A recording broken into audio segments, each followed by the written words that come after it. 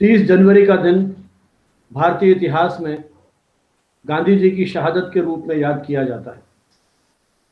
गांधी जी की पुण्यतिथि के अवसर पर उनके विचारों को समझने के लिए आज हम यहाँ इस आभासी मंच के माध्यम से सम्मिलित हुए हैं। मैं आप सभी का अभिनंदन करता हूँ इस वेबिनार में, और इसको शुरू करने के लिए डॉक्टर उषा साहनी, जो मेरठ में शहीद Mangal Pandey PG girls college में अंग्रेजी विभाग में व्याख्याता हैं, स्वयं कवियत्री और कथाकार हैं, आलोचक हैं, उनसे अनुरोध करूंगा कि वे सरस्वती वंदना के माध्यम से आज के कार्यक्रम की शुरुआत करें। डॉक्टर उषा साहनी। धन्यवाद सर। या कुंदेन्दु तुषार हार धवला, या शुभ्र वस्त्रावृता, या वीणा वरदंड मंडित करा, या श्वेत पद्मासना, या श्वेत पद्मासना। मां शारदे के श्री चरणों में नमन। इस वेबिनार श्रृंखला के संयोजक प्रोफेसर संजीव भानावत, जो कि centre for mass communication Rajasthan विश्वविद्यालय में हेड के पद पर कार्यरत रहे। आपके 4 दशकों की सेवा के बाद आप निरंतर उसी गति से क्रियाशील हैं और मीडिया व अन्य सभी विषयों से उनका ऐसा एक गठबंधन है जिसे समझने और जानने का आपके अलावा जो भी आपसे जुड़े हुए हैं उन सभी को ये सुख उनके सानिध्य में प्राप्त हो पाता है। आप ही के दिशा निर्देश में इस वेबिनार श्रृंखला का हम लोगों ने शुभारंभ किया था गांधी जी के ही दिवस से 2 अक्टूबर से। आज खुश हैं और सफल इस बात के लिए हैं कि हम इस विचारधारा को, इस पारस्परिक जो हमारा मंथन है, इसको हम इस रूप में यहाँ तक सफलता के साथ लेकर आ पाए हैं। आपने मीडिया शिक्षण में 30 से अधिक पुस्तकें भी प्रकाशित की हैं। मीडिया जर्नल कम्युनिकेशन टुडे 24 वर्ष अपने पूरे कर चुका है, 25वें में हम लोग चल रहे हैं। इस मंच पर सभी अतिथियों का स्वागत, साथ ही हमारे सभी प्रतिभागी जो निरंतर हमारे साथ बने रहते हैं उन सभी का स्वागत, और आशा है कि सभी अपनी जो भाव हैं, अपने प्रश्न हैं, वो चैट बॉक्स में डालते रहेंगे।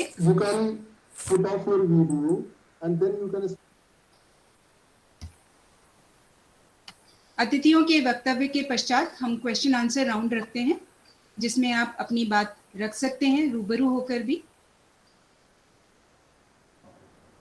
आपका इस मंच पर स्वागत करती हूं और आज के विषय को एक विस्तार पूर्वक सबके समक्ष रखने के लिए प्रोफेसर संजीव भानावत का स्वागत करती हूं। प्रोफेसर संजीव भानावत। धन्यवाद डॉक्टर उषा। आज के हमारे इस वेबिनार के पैनलिस्ट विशेषज्ञ आदरणीय डॉक्टर शिवशंकर सिंह जी, प्रोफेसर विद्या जैन जी, लेफ्टिनेंट कर्नल मनीष शर्मा जी और भाई पुष्पेंद्र पाल सिंह जी। पुष्पेंद्र सिंह साहब ने हमें ज्वाइन कर लिया है, और देश के अलग अलग हिस्सों से इस आभासी मंच के साथ जुड़े हुए संभागीगण। 30 जनवरी 1948 को जब महात्मा गांधी की गोली मारकर हत्या कर दी गई, पंडित नेहरू से जब उनकी ट्रिब्यूट के लिए कहा गया तो उनके मुंह से एक वाक्य निकलता है, light has gone, Bapu is no more. प्रकाश चला गया, बापू नहीं रहे।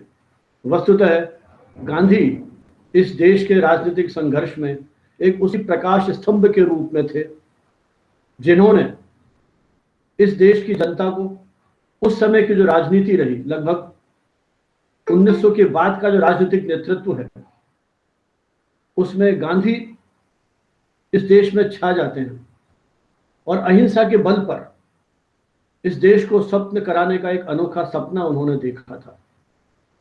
अपनी पत्र पत्रिकाओं के माध्यम से, हम तो जर्नलिज्म में पूरा युग गांधी युग के नाम से कहते हैं कि किस तरह से उन्होंने हरिजन, सत्याग्रह आदि पत्रों के माध्यम से पूरे युग का प्रवर्तन किया और किस तरह से समाज के विभिन्न वर्गों को जागरूक करने के लिए विदेशी हुकूमत के खिलाफ अहिंसक साधनों से तैयार करने के लिए, खड़ा करने के लिए जिस तरह से उन्होंने कम्युनिकेट किया, उनकी वो भाषा, उनके वो प्रतीक, मुझे लगता है कि दुनिया में एक श्रेष्ठ संचारकों में, one of the best communicator में उनकी गिनती होती है।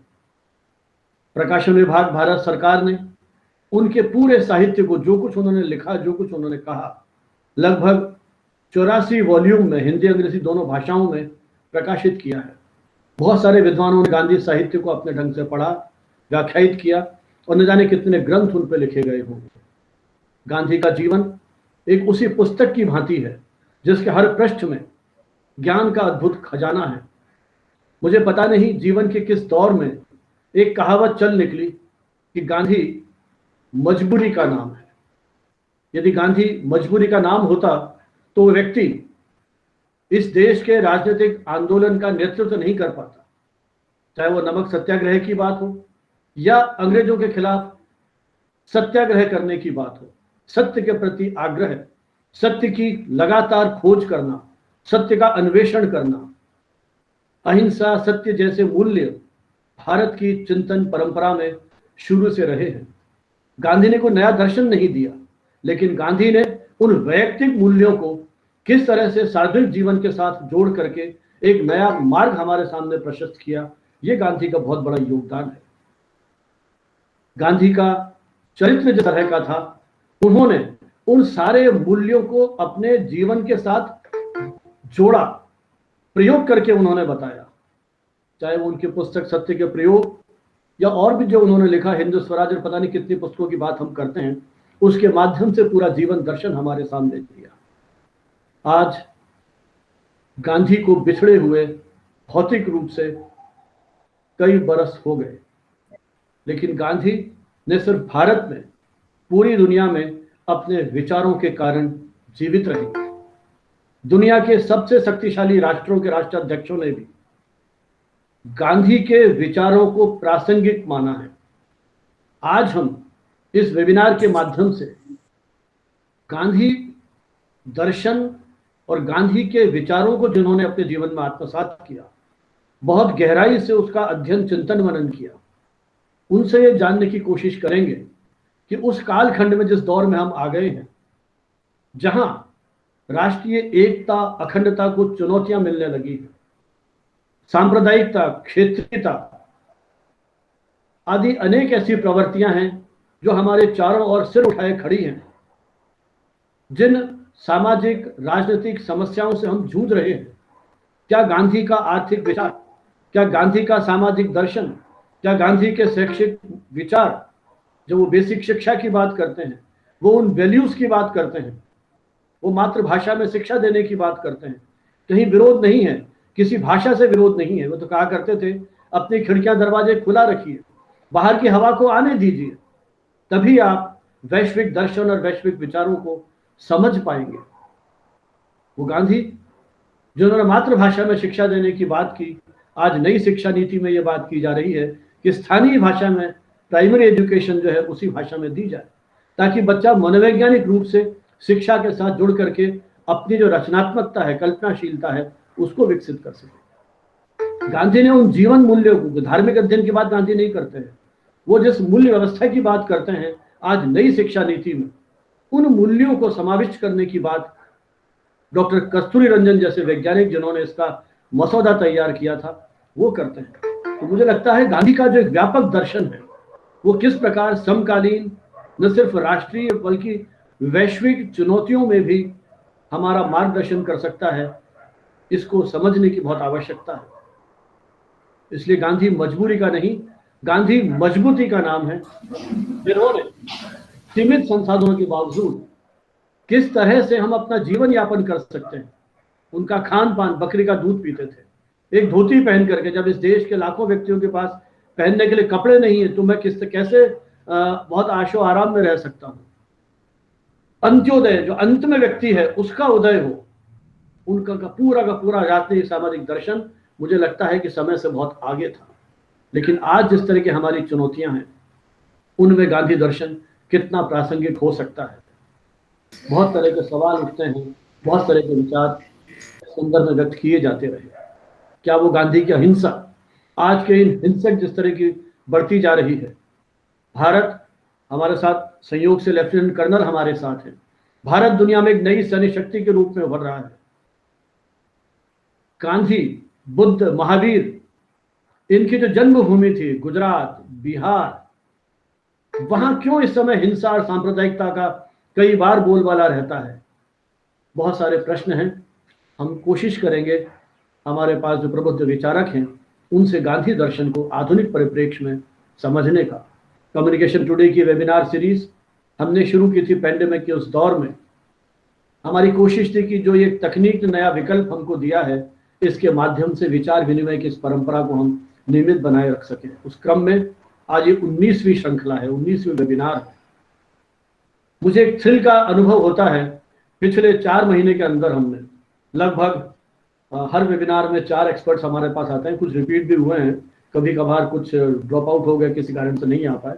लगभग 70 ऐसे विचारक जो देश के अलग अलग अंचलों में हैं, बल्कि विदेशों में, साउथ अफ्रीका जहां से गांधी ने अपनी एक तरह से नई यात्रा शुरू की थी, अश्वेतों के साथ किस तरह से अत्याचार होता है, साउथ अफ्रीका तक से हमारे जो एक्सपर्ट्स थे वो इसके साथ जुड़े थे।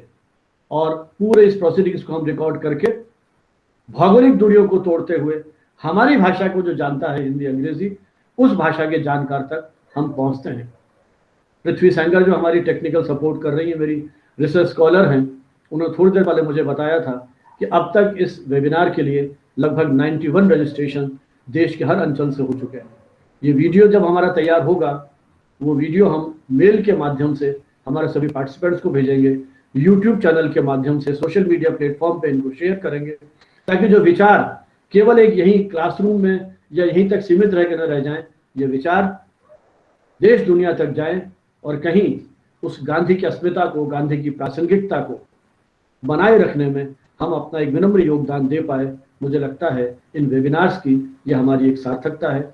गांधी केवल 2 अक्टूबर या 30 जनवरी को याद किए जाते रहें, उनकी मूर्तियों पर हम मालाएं पहनाएं, उनके चित्रों की साफ सफाई कर उन्हें प्रणाम करें, यहीं तक हमारी भावनाएं सीमित नहीं रहे। ये अवसर, पुण्यतिथियां, जन्म तिथियां उन व्यक्ति के जीवन मूल्यों को, उनकी जीवन यात्रा को समझने का एक प्रयास है। उसी प्रयास में हम भी अपना कहीं एक विनम्र आहुति दे रहे हैं, तो इस उम्मीद के साथ कि हमारे सारे प्रबुद्ध विचारकों की इस विचार यज्ञ में आहुतियां हमें कहीं एक मार्गदर्शन दे पाएंगी, कहीं हमारा मार्ग प्रशस्त कर पाएंगी। और गांधी जो एक मसीहा के रूप में थे, जिन्होंने इस देश को आज़ाद कराने में यथाशक्ति काम किया, उनके प्रति भी कहीं हमारी ये श्रद्धांजलि होगी। इन्हीं शब्दों के साथ आगे की कार्रवाई के लिए मैं डॉक्टर पूषा रानी को मंच दे रहा हूँ। धन्यवाद। Thank you sir. Very aptly said, Gandhi मजबूरी का नहीं, मजबूती का नाम है। We are fortunate that we have all our speakers amongst us right now. And once again, I would like to share this, that with all the participants, that any question that comes into your mind, you can please place it in the chat box. And if you are interested to deliver a feedback, that is also, we are providing an open platform. We don't want anything hidden. So any feedback is there, you can straight away write in the chat box. Now just to start, to begin with this discourse and this thought process, because this is going to develop a new thought process and ideology, and whatever we are going to work upon today, that might, as Professor Banavat said, that this is going to be there with number of people through this platform. So we're looking forward for all those thoughts and ideas of our speakers. So in that process, I would like to invite, first of all, Dr. Shiv Shankar ji. Doctor Shiv Shankar ji former IAS हैं। आपने अपनी PhD की उपाधि national law university Jodhpur से प्राप्त की है तथा इंग्लैंड में रहते हुए MBA की उपाधि भी आपने प्राप्त की। भारतीय प्रशासनिक सेवाओं के अधिकारी के रूप में उत्तर प्रदेश के विभिन्न विभागों में लंबे समय तक सेवा देने का अवसर आपको मिला। मुख्य रूप से शहरी और ग्रामीण विकास व शिक्षा में आपकी अभिरुचि रही है। शिक्षा आयुक्त के रूप में आपने उत्तर प्रदेश की उच्च शिक्षा नीति के क्रियान्वयन में महती भूमिका का निर्वाह किया है।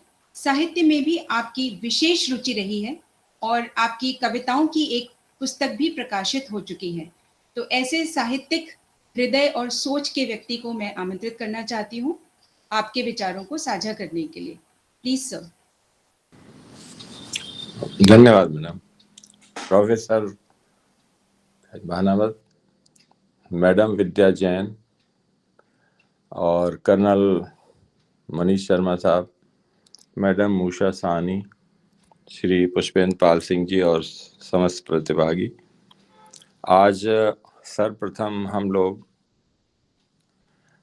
अपने father of the nation Mahatma Gandhi ji को श्रद्धांजलि अर्पित करते हैं। आप सभी लोग जानते होंगे कि उनको महात्मा का खिताब रविन्द्रनाथ टैगोर द्वारा दिया गया था और जो फादर ऑफ द नेशन उनको जो एड्रेस किया गया सबसे पहले वो नेताजी सुभाष चंद्र बोस द्वारा सिंगापुर से रेडियो के प्रसारण में 6 जुलाई 1944 को किया था। यह हमारे लिए हमेशा एक अत्यंत मूल्यवान और एक हेरिटेज है हमारा कि हमारे देश में महात्मा गांधी पैदा हुए और उन्होंने इस देश को आज़ाद कराया। हमेशा ये सवाल उठता है कि उनकी प्रासंगिकता आज क्या है। महात्मा गांधी एक ऐसी शख्सियत हैं, एक इस तरह के सर्वव्याप्त उनको इंडिविजुअल हम कह सकते हैं कि उनके बिना हमारी राजनीति, हमारा सामाजिक जीवन और जो हमारे देश की अस्मिता है उसका कोई विचार संभव नहीं है। जो हमारे देश के लिए नहीं, उनका संपूर्ण विश्व में जो महत्व है, जो उनका प्रभाव आज भी है और हमेशा रहेगा, उसको कभी कोई कम आंका नहीं जा सकता है। हम लोग जानते हैं कि 2 अक्टूबर जो उनका जन्मदिन है उसको यूएन जनरल असेंबली ने 2007 में international day of non violence declare किया था और हमेशा मनाया जाता है। और जो आज का दिन है इसको हम लोग शहीद दिवस के रूप में मनाते हैं और इसको अन्य तमाम सारे देशों में school day of non violence and peace के नाम से भी मनाया जाता है। कितने ऐसे महान विश्व के नेता हैं जिन्होंने उनको स्वीकारा और उनके रास्ते पर वो लोग चले। कुछ नाम अगर हम लें तो Martin Luther king, Nelson Mandela, आंग सुई कुई, अल गोर और जॉन लेनन। जब 2010 में हमारे देश में बाराक ओबामा आए तो उन्होंने कहा, ये उनका कहना बड़ा महत्वपूर्ण है, I am mindful that I might not be standing before you today as President of the United States had it not been for Gandhi and the message he shared with America and the world. ये इस बात से अंदाज लगाया जा सकता है कि विश्वव्यापी प्रभाव कितना उनका महत्वपूर्ण है और रहेगा। ये तो 2010 की बात है, जब कि बाराक ओबामा ने कहा कि अगर गांधी ना होते तो शायद वो अमेरिका के राष्ट्रपति नहीं बनते। चल, इसके अलावा दलाई लामा और टूटू और अनेक नेता हैं। जब भारत की आज़ादी हुई, शुरू में जब वो साउथ अफ्रीका से आए और 21 साल साउथ अफ्रीका में रहे, वहां पर उन्होंने आंदोलन चलाया। 1915 में जब वो लौट के आए, जब उन्होंने आंदोलन शुरू किया, तब ये लोगों को अंदाज नहीं था कि अहिंसा और जो सत्याग्रह था, इससे किस तरह से हमारे देश को आज़ादी मिल सकती है। लेकिन जब 1921 में जब भारतीय राष्ट्रीय कांग्रेस का उनको कार्यभार मिला, 1921 में ही उन्होंने अपना मूवमेंट शुरू किया, खादी शुरू हुई, सेल्फ रूल की बात हुई, और जो सबसे पहला सत्याग्रह जो उन्होंने किया, जो वो उन्होंने किसानों के लिए किया था, जो नील की खेती के बारे में उन्होंने आंदोलन चलाया, और उसका नतीजा ये निकला कि उनको सफलता मिली। और ये जो बंदिश अंग्रेजों ने लगा रखी थी कि इंडिगो कल्टीवेशन में 15% जो भी खेती होगी उस पर उनको नील की खेती करनी पड़ेगी, और जितना भी नील होगा वो सारा ब्रिटिश को देना होगा, ये जो एक्ट था, इसको अंग्रेजों को वापस लिया अंग्रेजों ने।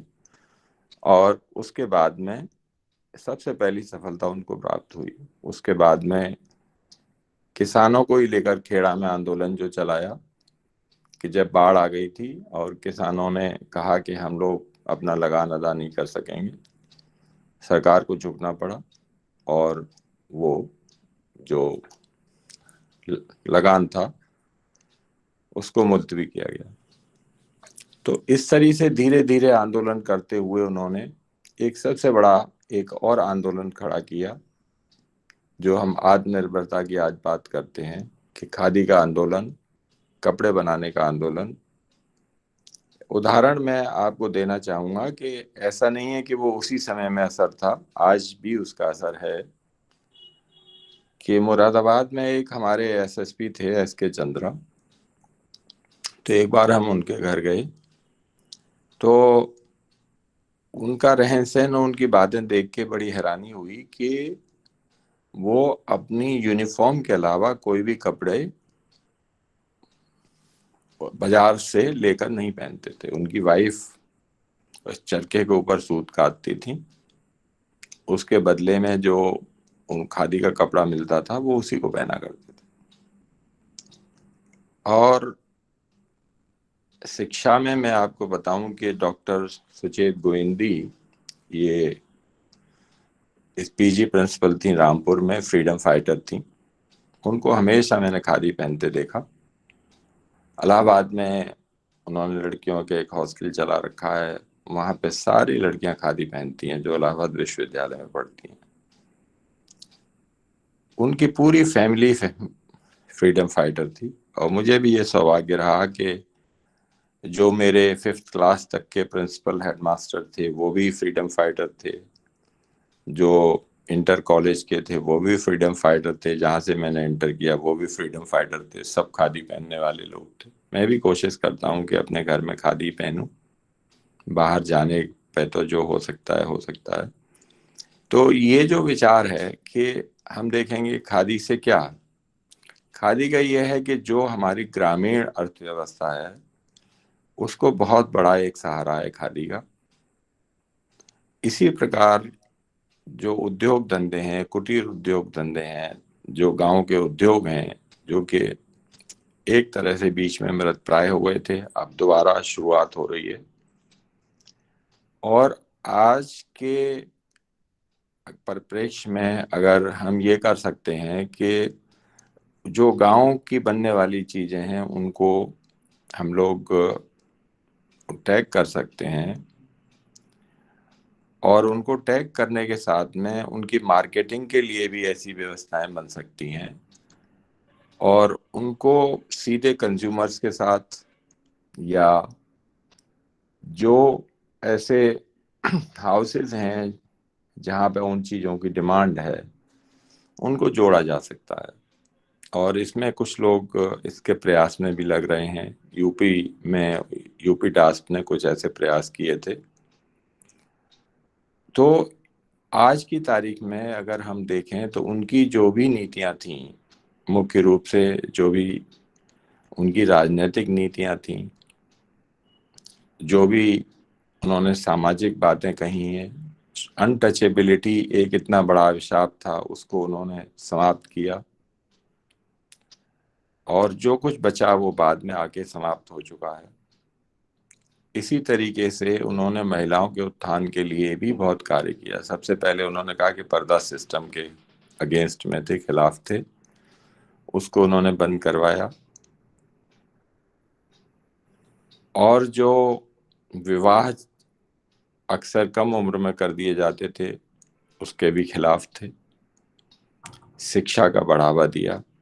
आज उत्तर प्रदेश में मैं ये कह सकता हूँ कि 95 में मैं जब डायरेक्टर हायर एजुकेशन था, तो ये था कि लोग अपनी बहुओं को नहीं चाहते थे कि वो शिक्षा में कहीं जाएं।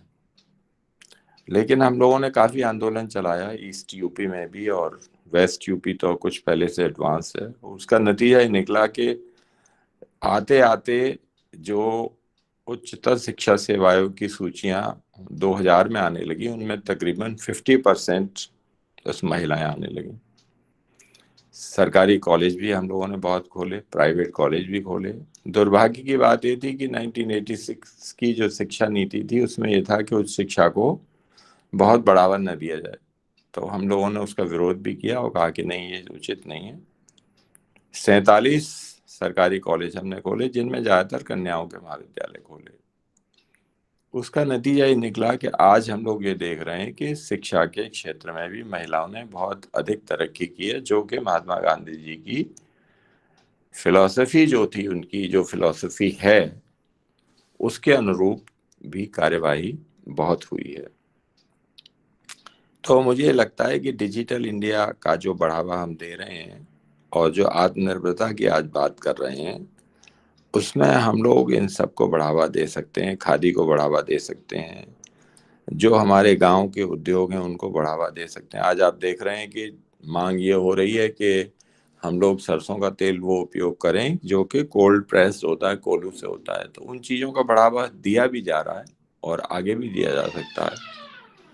तो इसमें ये मेरा मानना है कि महात्मा गांधी कभी भी इस देश में या विश्व में अप्रासंगिक नहीं हो सकते, और उनकी प्रासंगिकता सदैव है। और जिस तरह से हम लोग आधुनिकता में आ रहे हैं या हम लोग बढ़ रहे हैं, तो हमको और ज़्यादा उनकी आवश्यकताएं और अधिक से अधिक महसूस हो रही हैं।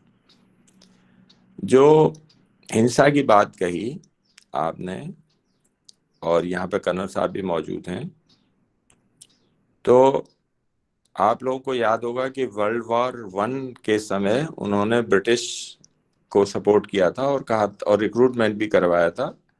फौज में तकरीबन 1 लाख लोग रिक्रूट हुए थे, लेकिन जब उसकी अपील गांधी जी ने की तो करीब उस समय 11 लाख लोगों ने, फर्स्ट वर्ल्ड वॉर में हमारे देश के लोगों ने, नागरिकों ने भाग लिया था। लेकिन 1918 में जब प्रथम विश्व युद्ध समाप्त हो गया और अंग्रेजी हुकूमत से जो अपेक्षाएं थी वो पूरी नहीं हुई, तो गांधी जी ने कहा, when there is choice between cowardice and violence, I prefer violence.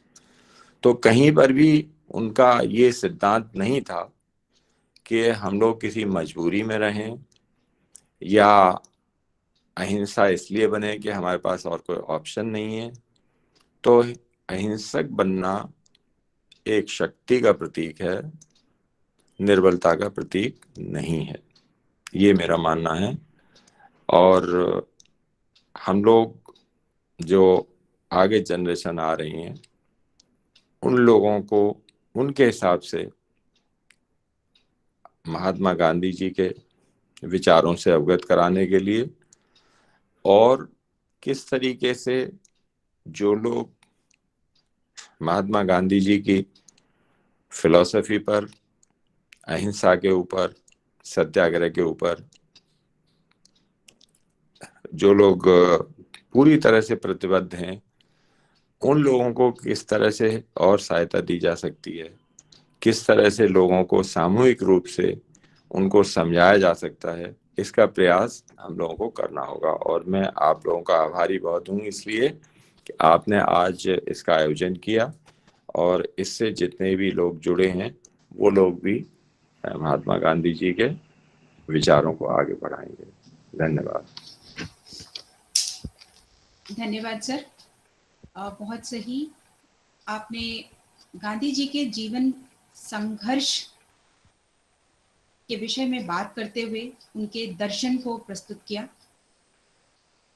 ग्रामीण उद्योग, स्थानीय उद्योगों को पुनः एक बार बढ़ावा देने की आवश्यकता है। आधुनिक होने के बावजूद भी गांधी जी की प्रासंगिकता कहीं भी किसी भी स्तर पर न आज कम होती है, न आगे कभी कम होगी। ये विचार बिल्कुल सत्य है।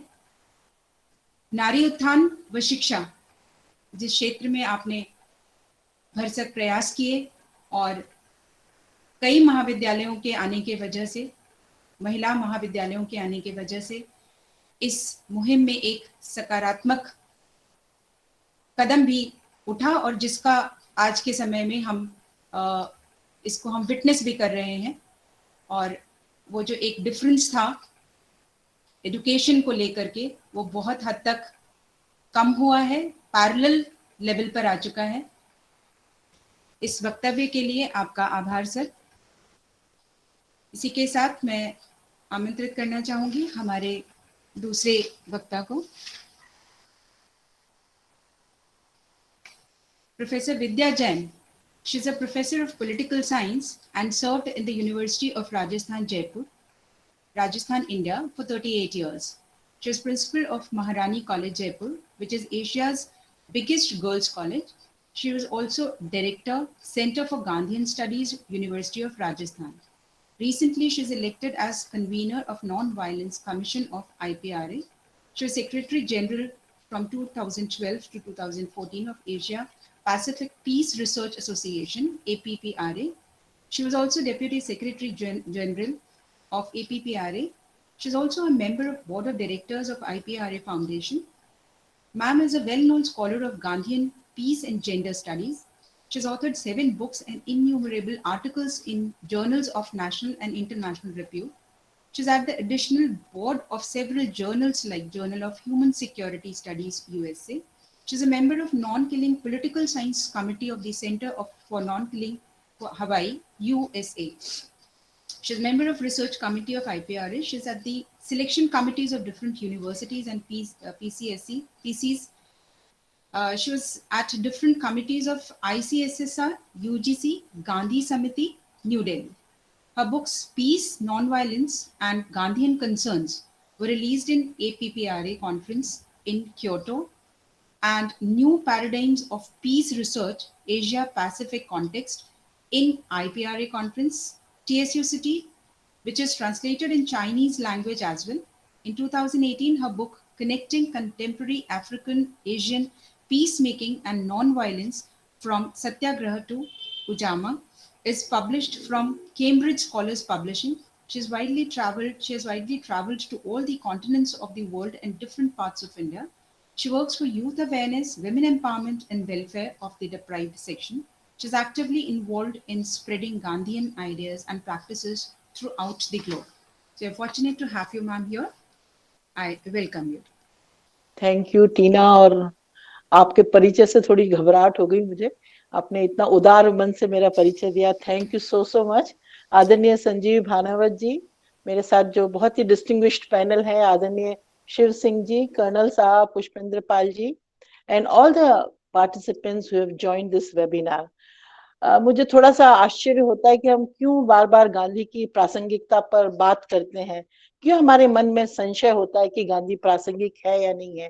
मुझे हमेशा लगता है जब तक मानवता प्रासंगिक है, जब तक प्रेम प्रासंगिक है, जब तक शांति प्रासंगिक है, जब तक सद्भाव प्रासंगिक है, तब तक गांधी प्रासंगिक है। और मैं आपसे कहना चाहती हूँ कि आज गांधी जितने प्रासंगिक हैं उतने वे कभी नहीं थे।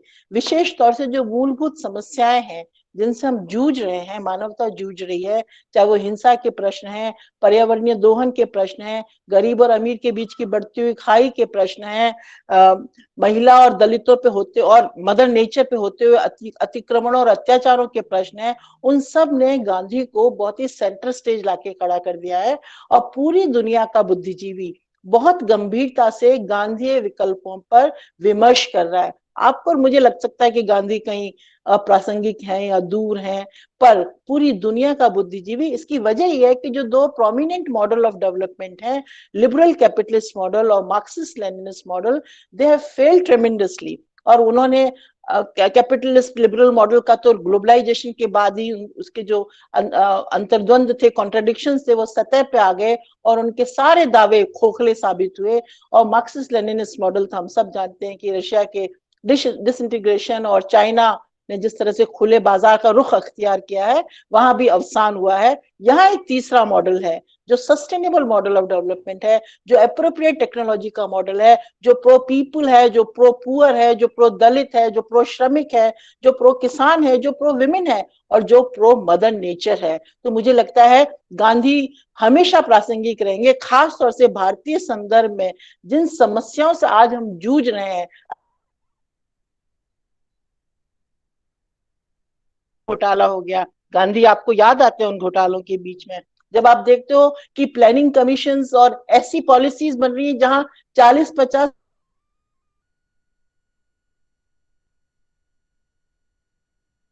आता है। गांधी का दरिद्र नारायण याद आता है, जब गांधी कहते थे मैं जो दरिद्र में ईश्वर की कहीं सूरत दिखती है, तब लगता है कि गांधी कितने कितने प्रासंगिक हैं आज।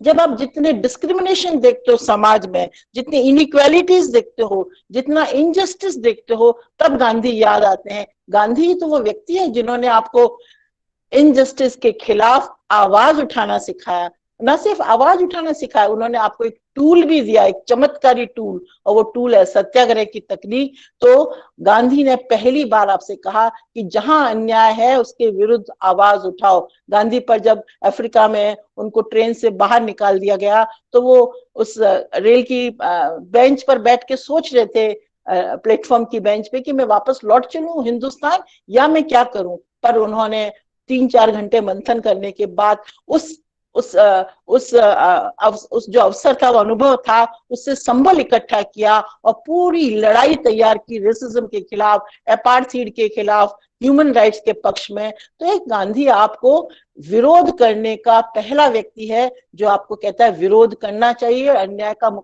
अगर आप अन्याय को सहोगे तो आप खुद उसके एक पार्टी बन जाओगे। और सत्याग्रह की पूरी तकनीक तो इतनी वंडरफुल है, आज पूरी दुनिया में अनेकों अनेकों जन आंदोलन है जो सत्याग्रह की तकनीक पे लड़े जा रहे हैं। थाईलैंड में, फिलीपींस में, इंडोनेशिया में पानी के आंदोलन, जल जंगल जमीन के प्रश्न, अपार्थाइड के विरुद्ध, anti radiation, women's movement, environment के प्रश्न, इन सब मुद्दों पे बहुत सारे, अभी तो ट्रंप के खिलाफ भी अनेक आंदोलन अमेरिका में सत्याग्रह की तकनीक पे बहुत सफलतापूर्वक लड़े गए। और इसीलिए पूरी दुनिया को पॉलिटिकल स्ट्रेटेजिस्ट के रूप में गांधी बहुत भाते हैं, वो फिदा है उन पर। और उसका हमने निरूपण, संजीव जी ने जैसे कहा कि वो अहिंसा जो हमारे मन में तो विरासती थी, हमारे धर्मों में भी कहीं है, पर गांधी उसको कहीं सोशल पॉलिटिकल प्लेटफॉर्म पे लाए। राष्ट्रीय आंदोलन में उन्होंने उन प्रतीकों का इस्तेमाल किया जो हमारे धर्म के प्रतीक हैं, परंपराओं के प्रतीक है। एक ऐसा व्यक्ति जो परंपराओं में इतना गहरा बैठा हुआ है, पर आधुनिक और विजनरी के रूप में बहुत बहुत आगे आपको दिखाई देते हैं। तो गांधी को डिकोड करना, समझना थोड़ा सा मुश्किल काम है, पर मुझे लगता है कि जब तक हम प्लूरलिज्म का सम्मान करेंगे, जब तक हम डायलॉग का सम्मान करेंगे, आज कहीं डायलॉग ही नहीं है, दो विरोधी दल ही बात नहीं करना चाहते, किसान और कृषि मंत्री बात नहीं करना चाहते। गांधी डायलॉग में, he was a dialogistic philosopher, not a monologistic. अपनी बात कह दूं और चलता बनूं, ये नहीं चलेगा। यहाँ एक डायलॉग, गांधी अपने से घोर विरोधी व्यक्ति से भी, अंबेडकर से उनकी बनती थी नहीं बनती पर निरंतर संवाद करते थे। सुभाष चंद्र बोस की बात अभी की थी शिव सिंह जी साहब ने, और किस तरह दोनों के विचारों में कहीं पर उन्होंने उनको फादर ऑफ द नेशन कहा और बोस ने उनको, गांधी ने उनको पेट्रियट्स ऑफ पेट्रियट कहा। तो एक ऐसा संवाद, गांधी निरंतर अपने को बदलने के लिए तैयार थे। गांधी निरंतर इस इंक्लूसिवनेस के पक्षधर थे, इस टॉलरेंस के पक्षधर थे। जब तक टॉलरेंस प्रासंगिक है तब तक गांधी प्रासंगिक है। और आज हम वर्ण के आधार पे, वर्ग के आधार पे, जाति, धर्म, संप्रदाय, क्षेत्र के आधार पे इतने इंटॉलरेंट हो गए हैं कि कुछ समझ ही नहीं आ रहा है। गांधी कॉम्प्रोमाइज के भी पक्षधर थे। एक दूसरे की सुनकर अगर झुकना पड़े, अपने स्टैंड को बदलना पड़े, गांधी ने अनेक बार स्टैंड को बदला है। गांधी ने कहा, इसलिए गांधी कहते हैं मैं कोई इज्म नहीं दे रहा हूं, मैं कोई विचारधारा नहीं दे रहा हूं, मैं एक ही विचार पर अगर दो अलग तरह के विचार अगर व्यक्त करता हूं, जो मेरा रीसेंट विचार है उसको सही माना जाए, because I have changed my opinion on the basis of my experiments, on the basis of my experience। इतना हटीला और इतना आपको एक ही जगह पे जमे रहने की जरूरत नहीं है। तो कम्युनल हार्मनी जब तक रेलेवेंट है तब तक गांधी रेलेवेंट है, निश्चित रूप से। और ये बहुत हमें सीखने की बात है। जब तक नॉन वायलेंट प्रोटेस्ट होते रहेंगे गांधी रेलेवेंट बने रहेंगे। और अनेक, आप देखिए, आप एथेंस से लेकर हिंदुस्तान तक अनेक आंदोलनों को गिनवा सकते हैं कि किस तरह से लोकल कम्युनिटीज के आंदोलनों ने एक क्रांति लाने का काम किया है। और उनके पीछे अगर कोई बल है तो गांधी का बल है, उस सत्य, अहिंसा और सत्याग्रह का बल है। जब तक जेंडर डिस्क्रिमिनेशन, मुझे खुशी है कि शिव सिंह जी ने इस पर थोड़ा सा प्रकाश डाला, तब तक आप देखिए गांधी जितनी महिलाओं को राजनीतिक रूप से सामने ला पाए, राष्ट्रीय आंदोलन में उन्होंने जोड़ा, चाहे वो पर्दे में थी, चाहे दूध पिलाते हुए बच्चों को लेकर आई, रंग बिरंगी ओढ़ने ओढ़े, क्या समा रहा होगा गांधी के आह्वान पर जब महिलाएं राष्ट्रीय आंदोलन में कूदी। तो न सिर्फ राष्ट्रीय आंदोलन एक जन आंदोलन बना, उसकी धारा बदली, ब्रिटिश उपनिवेशवाद को एक घुटने पर टिकने के लिए मजबूर किया गया, बल्कि स्त्री के मन में भी एक राजनीतिक आकांक्षा जगी, एक राजनीतिक सामाजिक उसके मन में एक अभिलाषा जगी। और गांधी, उसके जो पारंपरिक रोल है माँ का, पत्नी का, घर में घर गृहस्थी का, उसको बिना बिलिचिल किए Gandhi knew that how to make her role very very impressive in society, in polity। that is the beauty of how he combines the tradition with modernity, how he uses the traditional tools of bhuk hartal, maun, upvas, sitting in dharna for political purposes is the biggest beauty of Gandhi। Gandhi was so flexible, Gandhi was very easy to listen to। और एक ऐसा व्यक्तित्व, हम, मुझे लगता है कि हम कैसे ये कह सकते हैं कि गांधी का कहीं प्रासंगिकता पे प्रश्नवाचक चिन्ह है। गांधी इसलिए भी बहुत प्रासंगिक है आज क्योंकि गांधी ने जो 7 सिंस गिनाए थे, 7 पाप गिनाए थे, हम सब ने उनको सुना होगा। उन 7 पापों को आज हमने सोशल एक्सेप्टेबिलिटी दे दी है, सोशल सैंक्शन दे दिया है। वो पाप तो हम ऐसे कर रहे हैं जैसे वो तो करने ही है। Politics without principle, one of the biggest sin, Gandhi says, and look at your politics around you. I mean, where are the principles? I absolutely don't know. Religion without sacrifice, science without humanity, knowledge without character, pleasure without conscience, and wealth without work are the biggest sin in Gandhi's, views। And जब इनको social sanction मिल गई है तब गांधी की relevance यहाँ लागू होती है कि हमें यहाँ से कहीं मुक्त कराने की जरूरत निश्चित रूप से है। गांधी के सिंबल्स इतने प्रासंगिक हैं, फास्टिंग करके आप बड़ी से बड़ी सत्ता को हिला सकते हैं एक भूख हड़ताल के द्वारा।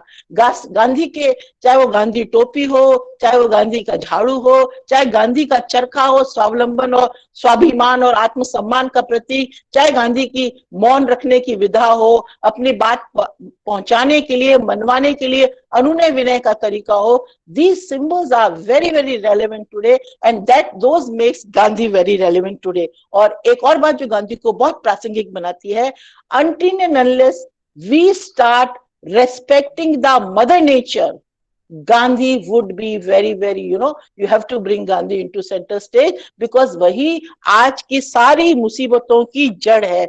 We have really started disrespecting mother nature।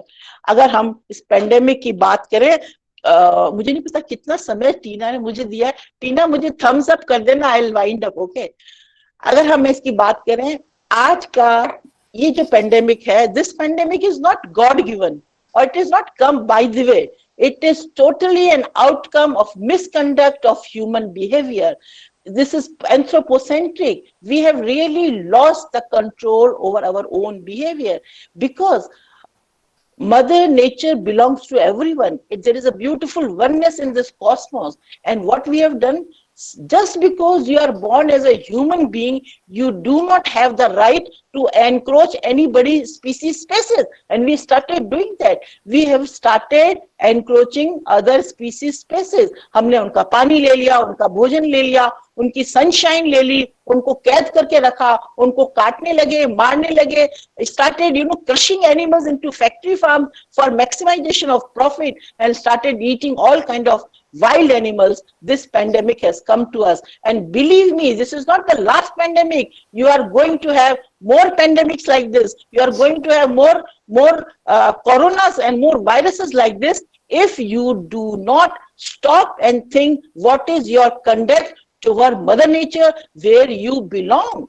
I mean, Dalai Lama has written somewhere that human being, you are the wisest children of you, Mother Nature.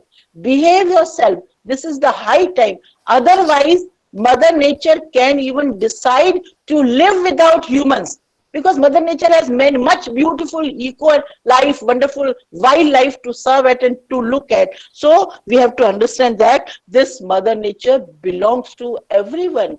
I mean, we really forgotten this, and that is why I'm reminded of Gandhi's one principle which is very important. It is a principle of harmony. Harmony. Gandhi says, I am therefore you are, and you are therefore I am. We peacefully coexist. We are not individual beings, we are inter-beings. We are world beings. We are sons and daughters of one God. If earth is the mother, sky is the father. Means life is built brick by brick, community by community. It is not a pyramid. It is a circle, ever widening and never ascending. So you are just a drop in the ocean. So you are important. Yes, you are the nuclei of this ocean. But ध्यान रहे कि ये बूंद तब तक महत्वपूर्ण है जब तक सागर का समा बंधा रहेगा. आज आप वननेस को खत्म कर रहे हो. टीना ने मुझे अंगूठा दिखा दिया है. So I mean, I don't know. Okay, fine.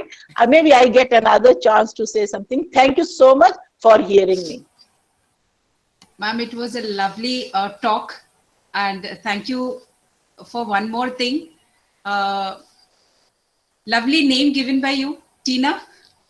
I am Usha, but it is so cute of you. Thank you so much. Sorry, I have another friend who's Tina Sani. No worries, ma'am. But Usha, I'm taking Usha. it. I'm taking it, and it is a lovely name.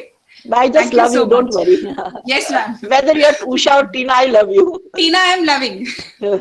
Thank you, ma'am. So the statement that you gave, dialogue, monologue. Yesterday also we had a webinar. We were discussing upon the importance of journalism, and this thought popped up there also, that these days what is happening, why this dialogue is vanishing, and why monologues are there. You think yourself, you do yourself, act single-handedly and see what is happening. So if you don't go for a dialogue thing, how it is going to work? Plus to that, बिल्कुल सही बात है. गांधी जी के जब तक मानवता है, गांधी जी का किसी भी कीमत पर उनको याद करना या उनके विषय में ना सोचना या उनकी प्रासंगिकता पर किसी भी तरह से प्रश्न उठाना नामुमकिन है, और ये होना भी नहीं चाहिए और कभी होगा भी नहीं, because we all are from this race, humanity, which is the best race given by the almighty. Very aptly said. So many ways he has given that if you really want to say something, you want to go for a protest, there are non-violent ways, and they work, and they have not been forgotten. They are in practice, and which are making differences. 7 sins. Why are we taking all as an acceptance? We all are intellectuals. We are learned. We are in that process that we are improving day by day. Then why we are accepting all these things? Why we cannot understand the moral, ethical values of the entire society that is working. Aptly said. Thank you so much, ma'am. It was lovely to listen to you. Yes, of course, but the time issue was there, so I had to request you. But definitely we'll continue in some other webinar so that we can discuss upon these thoughts and ideas once again. We'll definitely do that. हमारे बीच हैं हमारे एक और वक्ता lieutenant colonel Manish Sharma. आपने लगभग 2 दशक तक भारतीय सेना में अपनी गौरवमयी सेवाएं देने के बाद स्वैच्छिक सेवानिवृत्ति ली। ऑफिसर्स ट्रेनिंग एकेडमी चेन्नई से एल्यूमिनस रहे हैं आप। लेफ्टिनेंट कर्नल शर्मा ने जम्मू कश्मीर क्षेत्र में कठिन प्रशिक्षण प्राप्त किया। उन्हें अमेरिका में भी रडार तकनीक के क्षेत्र में उच्च स्तरीय प्रशिक्षण प्राप्त करने का अवसर प्राप्त हुआ। MDI गुड़गांव से आपने MBA की उपाधि प्राप्त की और दिल्ली यूनिवर्सिटी के किरोड़ी मल कॉलेज से अंग्रेजी साहित्य में स्नातक परीक्षा उत्तीर्ण की। साहित्य के प्रति आपका विशेष रुझान रहा है। अंग्रेजी में आपकी लघु कथाएं काफी लोकप्रिय हैं और उनका एक संकलन प्रिजनर्स ऑफ वॉर प्रकाशित हो चुका है। आपका एक उपन्यास बेबी सिटर भी काफी लोकप्रिय रहा है। उभरते लेखकों की रचनात्मकता को निखारने के लिए आपने अपना एक blog discover the writer in you भी प्रारंभ किया है। वर्तमान में आप दयाल ग्रुप में जनरल मैनेजर कॉर्पोरेट अफेयर्स के रूप में कार्य कर रहे हैं। आपका स्वागत करती हूँ इस मंच पर sir. Thank you, Usha. Thank you so much. Respected panelists, Shiv Singh ji, Vidya ji, Pushpendra ji और संजीव जी, कार्यक्रम में उपस्थित सभी दर्शकगण, मैं आप सबका एक बार फिर से हार्दिक अभिनंदन करता हूं। आप सबको मेरा प्रणाम है। आज हम एक बहुत ही महत्वपूर्ण विषय पर चर्चा करने के लिए यहाँ पर एकत्रित हुए हैं, गांधी आधुनिक संदर्भ में। तो जब मैंने इस विषय के बारे में सोचा तो मैंने ये डिसाइड किया कि मैं पहले आधुनिक संदर्भ की बात करूँ। जब आधुनिक संदर्भ क्लियर हो जाएगा तो मुझे लगता है कि गांधी जी की जो महत्वपूर्णता है इस बैकग्राउंड की अगेंस्ट, वो अपने आप उसको समझ पाना सरल हो जाएगा।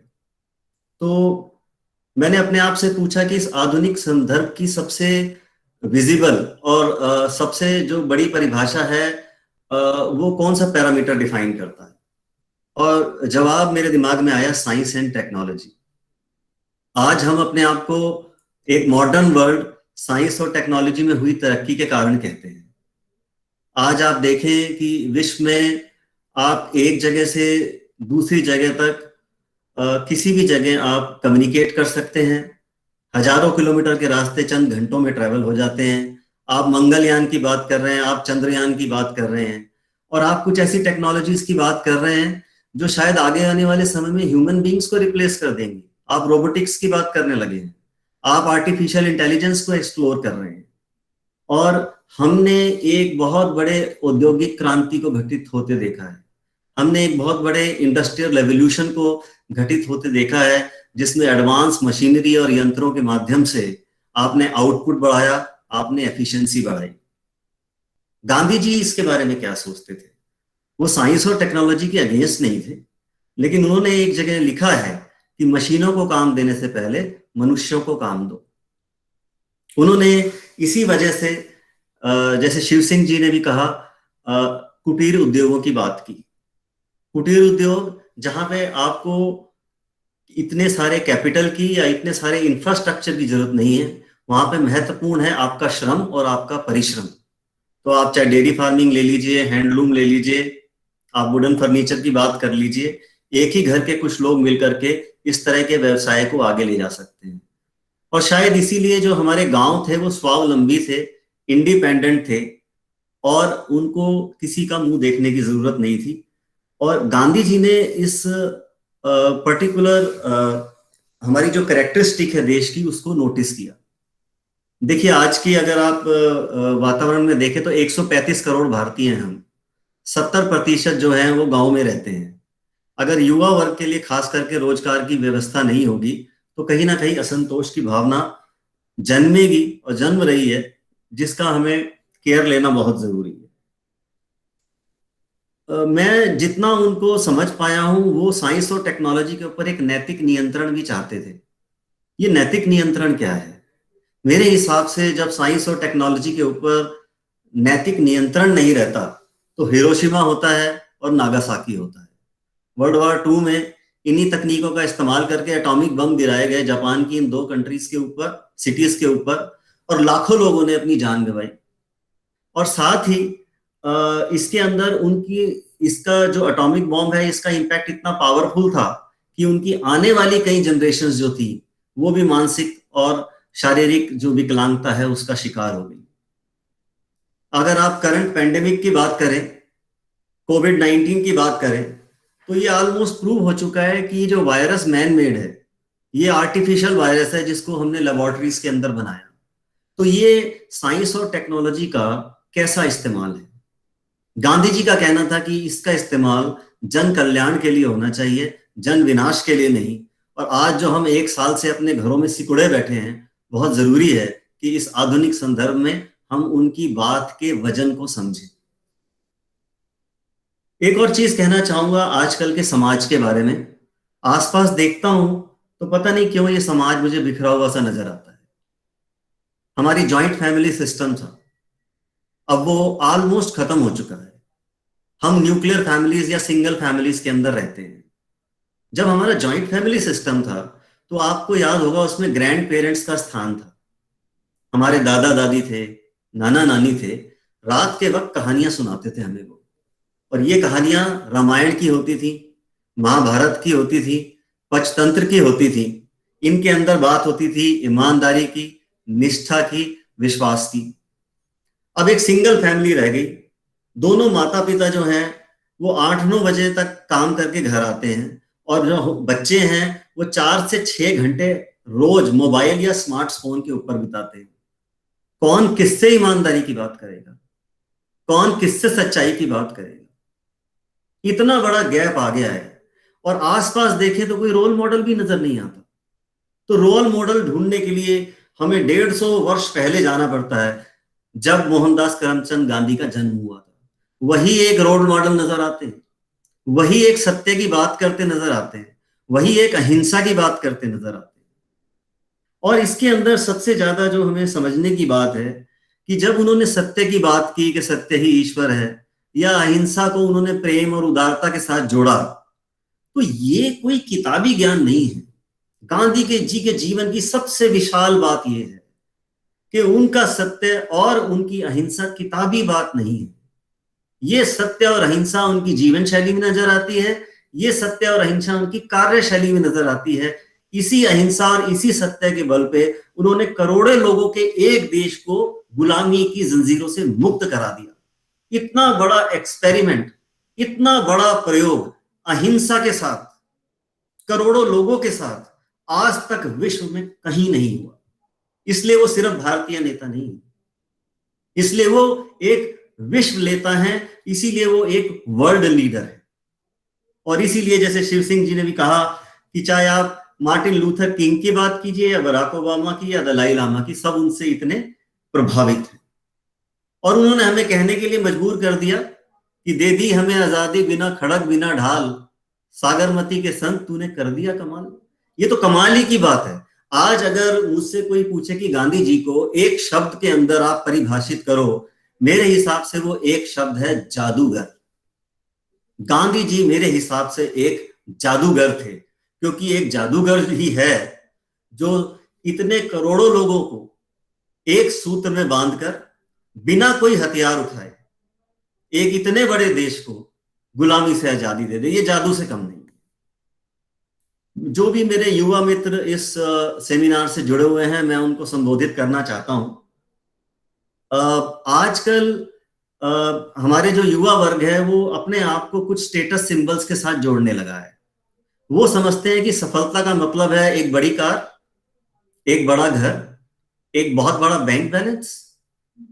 लेकिन गांधी जी ने बात करी एक शब्द की, और वो शब्द था अपरिग्रहण। और मैं आपको थोड़ा सा बात करना चाहूंगा कि ये अपरिग्रहण है क्या।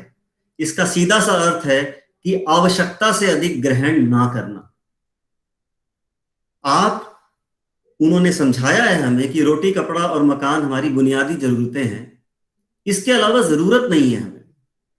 जब आप अपरिग्रहण का पालन करते हैं तो आप उस प्रतिस्पर्धा से अलग हो जाते हैं, उस कंपटीशन से अलग हो जाते हैं। वो ये जो हमारी आदत बन चुकी है कि हम अपनी तुलना दूसरों से करें, हम वो करना भी छोड़ देते हैं और आपको मिलता है आत्मसंतोष। क्या कोई विचारक ऐसा है कि वो एक तरफ से आप उसको राजनीतिक नेता भी कह सकते हैं, लेकिन दूसरे एंड पे वो आत्मसंतोष के साथ भी जुड़ा हुआ है? और यही आत्मसंतोष मेरा ख्याल से आपको आत्मबल देता है।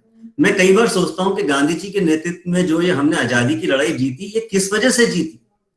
और मैं बार बार एक ही आंसर पर आता हूं कि ये जो करोड़ों लोगों का आत्मबल जोड़ दिया था ना उन्होंने, उस आत्मबल के जुड़ जाने से इतनी ऊर्जा और इतनी शक्ति पैदा हुई कि हम उन जंजीरों को तोड़ पाए। साथ ही हमारा जो युवा वर्ग है उनके लिए ये आवश्यकता से अधिक संचय ना करना, इस कॉन्सेप्ट को समझना बहुत जरूरी है।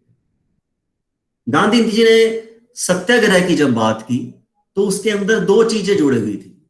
पहला तो ये कि आप ना तो किसी का शोषण करो और ना खुद कभी शोषित होइए। आपको अन्याय और उत्पीड़न के खिलाफ लड़ना है, लेकिन उन्होंने ये भी कहा कि ये लड़ाई सिर्फ वही व्यक्ति कर सकता है जिसमें भय ना हो। उन्होंने अभय की बात की, उन्होंने फियरलेसनेस की बात की। तो मेरे को ऐसा लगता है कि इस फियरलेसनेस को अगर हम अपने व्यवहार के अंदर लेके आ जाएं तो हम अपने जीवन के सभी लक्ष्यों को प्राप्त कर सकते हैं। और अगर एक व्यक्ति अपने जीवन के सभी लक्ष्यों को प्राप्त कर सकता है तो देश भी प्रगति की ओर बढ़ सकता है। गांधी जी ने कहा कि मेरे पास अब खुद मरने के लिए तो बहुत सारे कारण हैं, लेकिन मैं किसी दूसरे को मार दूं इसका मेरे पास एक भी कारण नहीं है। और वो उनके जीवन में सत्य भी हुआ। और अल्बर्ट आइंस्टाइन का कहना था कि महात्मा गांधी जैसा कोई व्यक्ति इस धरती पर जीवित भी था जिसने अहिंसा का इतना बड़ा प्रयोग किया, शायद आने वाली पीढ़ियों को विश्वास ही नहीं होगा। ये जो हमारा आधुनिक संदर्भ है जिसमें हिंसा है, जिसमें मटीरियलिज्म है, जिसमें ग्रीड है, इसमें क्या आप विश्वास कर सकते हैं कि गांधी जी जैसा कोई व्यक्ति था भी कभी, जो सत्य की बात करता था, अहिंसा की बात करता था, अपरिग्रहण की बात करता था, आत्मसंतोष और आत्मबल की बात करता था? आपको विश्वास दिलाना चाहते हैं कि वो थे। और आज अगर वो फिजिकली हम लोगों के बीच में नहीं है तो उनका दर्शन और उनका अध्यात्म अभी भी जिंदा है, जो हमें सर्वोदय की ओर ले जाएगा, जिसमें उदय सिर्फ एक व्यक्ति विशेष का नहीं होगा, उदय पूरे समाज का होगा और उदय पूरे देश का होगा।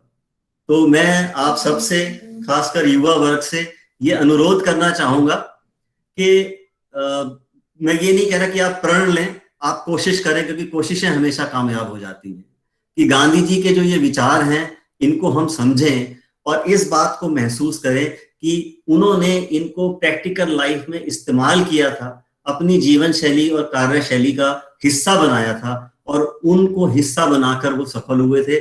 उसी तरह से आप भी उसी प्रगति के पथ पर अग्रसर हो सकते हैं। धन्यवाद। जय हिंद। धन्यवाद सर। सर्वोदय सभी का साथ होगा तभी ये हो पाएगा। और युवा वर्ग को आपने स्पेसिफिकली एड्रेस किया, जो कतिपय सच है, जरूरत से ज्यादा कोई भी चीज हो, कहते हैं extremity of everything is painful and destructive.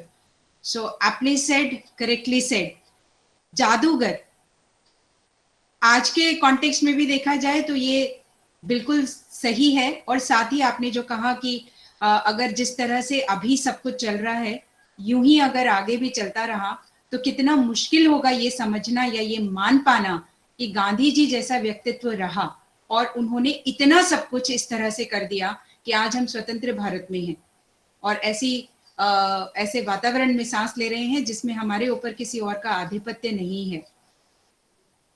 True that the families are no more that with that construction that they used to be earlier, जब इस तरह से बढ़ते चले जाएंगे तो from where will get the role models, from where we are going to get the values and morals and the messages that used to be there in those stories, those books, Panchatattva and so many the magazines.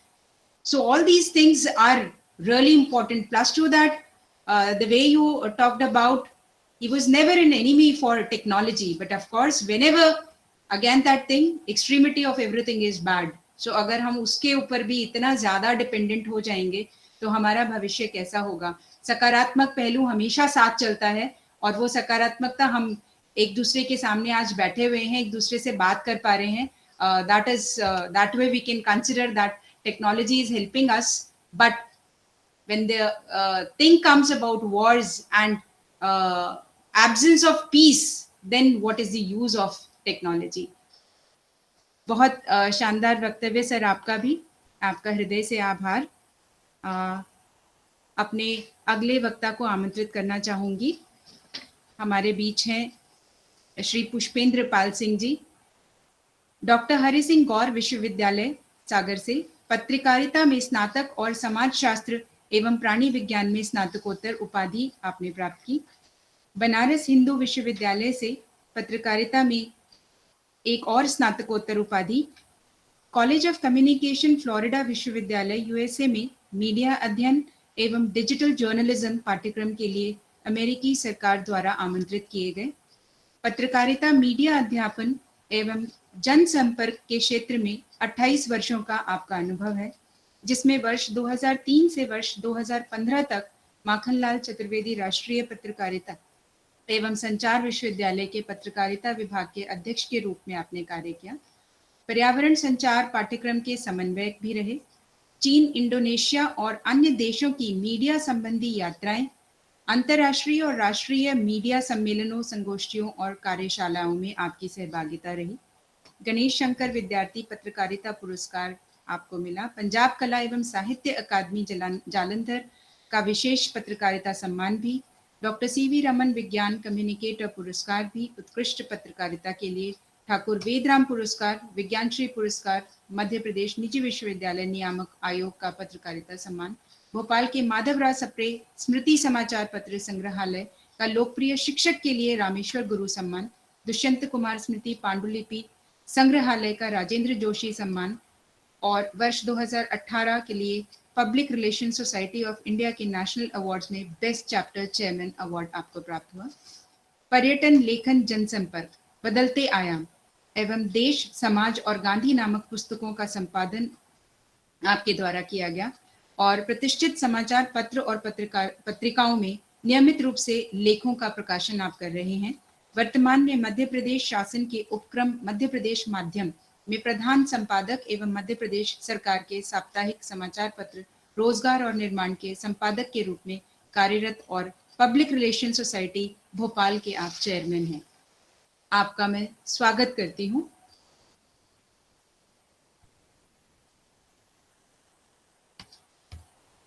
Sir screen पर अभी just now he was here.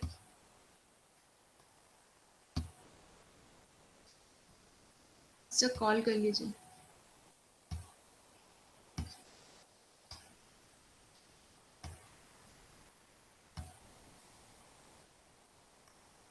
हमें लगता है कि वो किसी तकनीकी व्यवधान की वजह से लीव कर चुके हैं।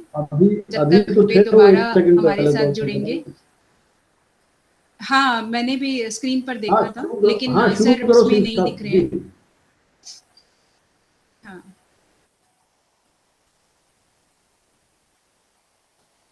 हमारे चैट बॉक्स में हमारे पास बहुत सारे कमेंट्स भी हैं और कुछ क्वेश्चंस हैं वो जो हम अंत में लेंगे। एक पार्टिसिपेंट ने जब विद्या मैम बोल रहे थे तो काफी देर तक गांधी जी की एक फोटो स्क्रीन पर रखी हुई थी, which was a positive and good sign.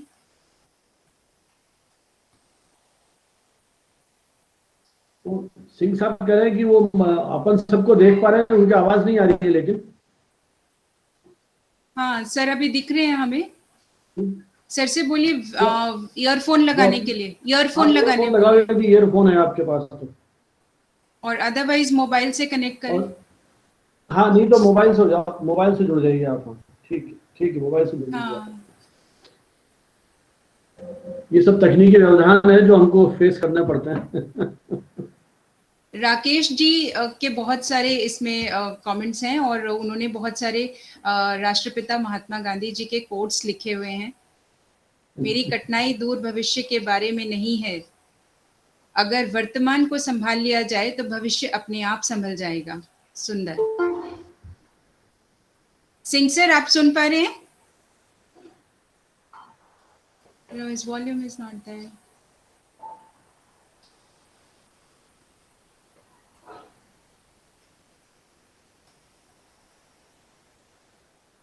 Sir earphone लगाने के लिए बोलिए ना। अब मैं फोन करूंगा तो वो फोन डिस्कनेक्ट हो जाएगा। ओके बट इन्हें यहाँ से लीव आगे, करना आगे, पड़ेगा आगे, ना। आगे। नहीं आ तो गए सर, वॉल्यूम नहीं है। हाँ, सिंह साहब आप बोलिए। सिंह सर आप सुन सकते हैं? नहीं सर आवाज नहीं आ रही है, ईयरफोन ट्राई करिए सर।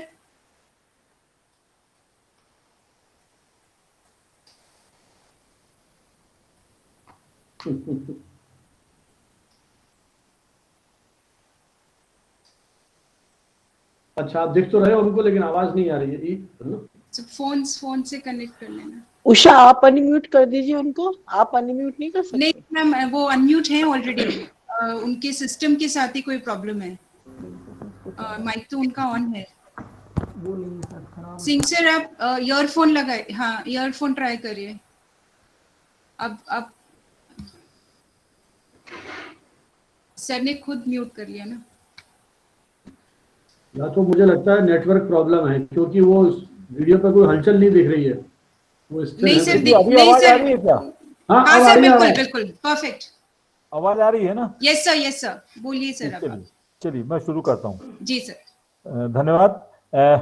आज के इस वेबिनार में जो एमिनेंट पैनलिस्ट हैं हमारे आदरणीय शिवशंकर सिंह साहब, आदरणीय विद्या जैन मैडम, आदरणीय कर्नल मनीष शर्मा जी, और जिन्होंने हम सबको यहाँ एकत्रित किया संजीव भानावत जी, और कंडक्ट कर रही हैं इसको मैडम उषा शाहनी। जो विषय है कि आज के संदर्भ में गांधी, तो पहले तो मुझे लगता है कि शायद बहुत सारी बातचीत हुई है, लेकिन एक बार आज का जो वर्तमान परिदृश्य जरा इसको पहले हम सामने रखें तो शायद हम देख पाएंगे कि गांधी आज के संदर्भ में कितने प्रासंगिक है। क्योंकि आज जिस दौर में, जिस समय में हम बैठे हुए हैं, वो समय है जब हम कोरोना महामारी के दौर में हैं, और कोरोना महामारी का भी एक बहुत लंबा पीरियड हम देख चुके हैं, और अब हम इसको एक तरह से इसके उत्तरार्ध के रूप में इसको देख रहे हैं कि, और कोरोना महामारी के कारण जो बहुत सारी जो आर्थिक कठिनाइयां, आर्थिक परेशानियां पैदा हुई हैं, उनको हम फेस कर रहे हैं। और इसके साथ ही साथ इस समय समाज में लगातार जो हम देख रहे हैं कि बहुत सारी ऐसी घटनाएं हो रही हैं जहां मानवीय मूल्यों का लगातार हनन होते हुए हमें दिखाई दे रहा है। चाहे हम हाथरस की घटना का देखें, और ऐसी कई अनेकों घटनाएं हैं जिनको उदाहरण के तौर पर हम यहाँ सामने रख सकते हैं। और बहुत सारे ऐसे आंदोलनों की बात भी यहाँ उठी, बहुत सारे और जो घटनाएं हैं वो उनकी भी बात यहाँ पर हुई है।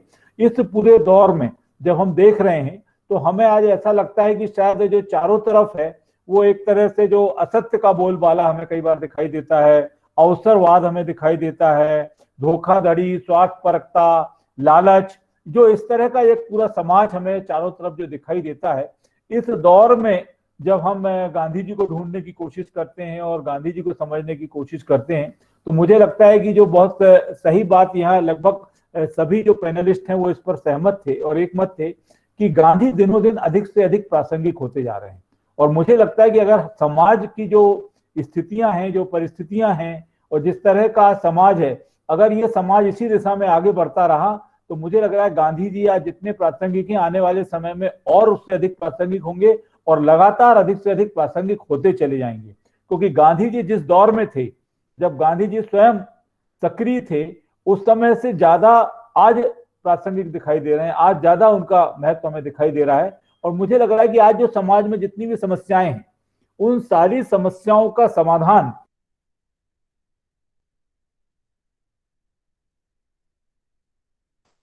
सर माइक आपने माइक ऑफ कर दिया सर, आपकी तरफ से ये ऑन हो पाएगा। हाँ जी मैं देखते रहो। अब आवाज आ रही? जी सर, जी सर। तो जितनी भी आज देश के सामने, समाज के सामने समस्याएं हैं, मुझे लगता है कि उन सारी समस्याओं का समाधान अगर आज हम देखना चाहते हैं और उनको वास्तव में उनका समाधान निकालना चाहते हैं, तो शायद उसका एकमात्र समाधान गांधी दर्शन से या गांधी मार्ग पर चलकर ही निकाला जा सकता है और व्यवहारिक दृष्टिकोण से सभी का समाधान निकाला जा सकता है। और हम विकास की जिन परिभाषाओं की बात कर रहे हैं, विकास के जो सो कॉल्ड डेवलपमेंट की जो हम बात कर रहे हैं, उसने जितनी समस्याओं को जन्म दिया है, उन सारी समस्याओं का समाधान भी हम गांधी दर्शन के माध्यम से निकाल सकते हैं। क्योंकि जब गांधी जी की तरफ हम देखते क्या है, गांधी जी का मतलब है कि शोषण के विरुद्ध अहिंसक प्रतिरोध, दूसरों की सेवा करना, संचय से पहले त्याग की भावना विकसित करना, झूठ के स्थान पर सच को प्रोत्साहित करना और अपने बजाय देश और समाज के बारे में चिंता करना। ये गांधी जी के मूल सिद्धांत थे, जिनको वो लगातार अपने जीवन के दौरान भी और जब भी उनके जीवन को हम पढ़ते हैं, दर्शन को समझने की कोशिश करते हैं, तो मुझे लगता है कि शायद आज सबसे ज्यादा अगर ह्रास हो रहा है तो इन्हीं बिंदुओं पर हमें समाज का ह्रास होता हुआ दिखाई दे रहा है। क्योंकि आज जिस तरह से हिंसा समाज में बढ़ रही है, जिस तरह से लोगों का धैर्य खत्म हो रहा है, जिस तरह से लोगों के अंदर एक तरह असहिष्णुता की जो हम बात करते हैं, वो असहिष्णुता जिस तरह से लोगों में बढ़ रही है, तो वहां गांधी लगातार हमें रह रहकर याद आते हैं। हम आज देखते हैं कि आज स्वार्थपरकता हो गई, हम सेल्फ सेंटर्ड हो गए हैं, सिर्फ अपने इर्द गिर्द ही चीजों को देखते हैं, अपने इर्द गिर्द ही सोचते हैं और हम अपने पड़ोस में क्या हो रहा है इस पर भी चिंता कई बार नहीं करते हैं। समाज की और देश की और जो हम वसुधैव कुटुंबकम के सिद्धांत में मानने वाली हमारी भारतीय संस्कृति है, उसकी तो चिंता करना बहुत ही दूर की बात कहीं ना कहीं। हम अपने लिए तो जो पर्यावरण के जितने मुद्दे आज हमारे सामने आ रहे हैं, उन सब में हम बात करते हैं, क्योंकि गांधी जी ने खुद ही कहा था कि भाई प्रकृति के पास सबके पालन पोषण के लिए है, लेकिन किसी के लालच की पूर्ति के लिए नहीं है। तो आज हम जो संचय, जो उन्होंने कहा था कि जो है संचय से पहले त्याग, तो हम तो पूरी प्रकृति को अपने काबू में कर लेना चाहते हैं। हम सोचते हैं कि इसका जो सारे संसाधन है वो सब हमारे नियंत्रण में रहें, और ये जो मनोभावना हमारी है, इसके चलते आज कठिनाइयां पैदा हो रही हैं। इसके चलते जो विषमताएं हैं, जो असमानताएं हैं, जो एक तरह की जो आर्थिक चुनौतियां जो सारी पैदा हो रही हैं, वो सारी केवल इसी भाव के कारण पैदा हो रही हैं। इसीलिए आज हम देख रहे हैं कि ड्रग्स का बड़ा बाजार हमें दिखाई देता है। एक तरह से पूरा विश्व में जो है एक पूरा बड़ा बाजार बन गया है। दुनिया के सारे देश जो है केवल बाजार तलाशने के लिए एक दूसरे देशों पर नजर डाल रहे हैं, और जो हमारा लालच है, उस लालच ने युद्ध की जैसी स्थितियां आज जो है, पूरे दुनिया के सारे देश लगभग आपस में युद्ध करने की स्थिति में बढ़ रहे हैं, और उस युद्ध के कारण आज जो हथियारों का जो संग्रह हो रहा है, ये जो भावनाएं हैं, ये सारी भावनाएं जो है लगातार आज हमें रह रहकर गांधी जी को याद दिला रही हैं, और लगातार हम गांधी जी के विचारों को समझने के लिए, सोचने के लिए प्रेरित हो रहे हैं कि अगर पूरा देश, दुनिया अगर इस रास्ते पर चल निकलेगी तो कैसे हम जो है आगे बढ़ेंगे, कैसे हम एक जो विश्व शांति की जो बात हम कर रहे हैं, और विश्व शांति में जिस मानवता की हम बात कर रहे हैं, जिस प्रेम की हम बात कर रहे हैं, जिस भाईचारे की हम बात कर रहे हैं, जिस सहिष्णुता की हम बात कर रहे हैं, उच्च आदर्शों की जो हम बात कर रहे हैं, वो सारे जो स्थितियां हैं, वो शायद गांधी जी के मार्ग पर ही चलकर हम देख सकते हैं, या वहीं पर चलकर उनका रास्ता निकाला जा सकता है। क्योंकि आज जिस तरह से एक तरफ बड़ी बड़ी जो विश्व शक्तियां हैं, वो दावा करती हैं कि उन्होंने दुनिया को अपनी मुट्ठी में कर लिया है, वो पूरी दुनिया की बड़ी ताकतें अपने आप को घोषित करती हैं, लेकिन आप देखिए कि सारी जो है उनकी जो दावेदारियां हैं, वो उस समय बौनी साबित हुई जब एक छोटे से वायरस पर नियंत्रण करने की बात उठी, और उस वायरस पर कोई नियंत्रण नहीं कर पाया, और उस वायरस ने क्या पूरे दुनिया का हश्र किया। और वो सारी जो विकसित ताकतें थी, जिनको हम कहते थे कि वो पूरे डेवलप्ड कंट्री हैं और उन्होंने पूरा विकास कर लिया है, और वो अपने आप को दावा करते थे कि उन्होंने विकास की सारी ऊंचाइयों को छू लिया है, और उनके आगे जो है विकास भी बौना दिखने लगा है।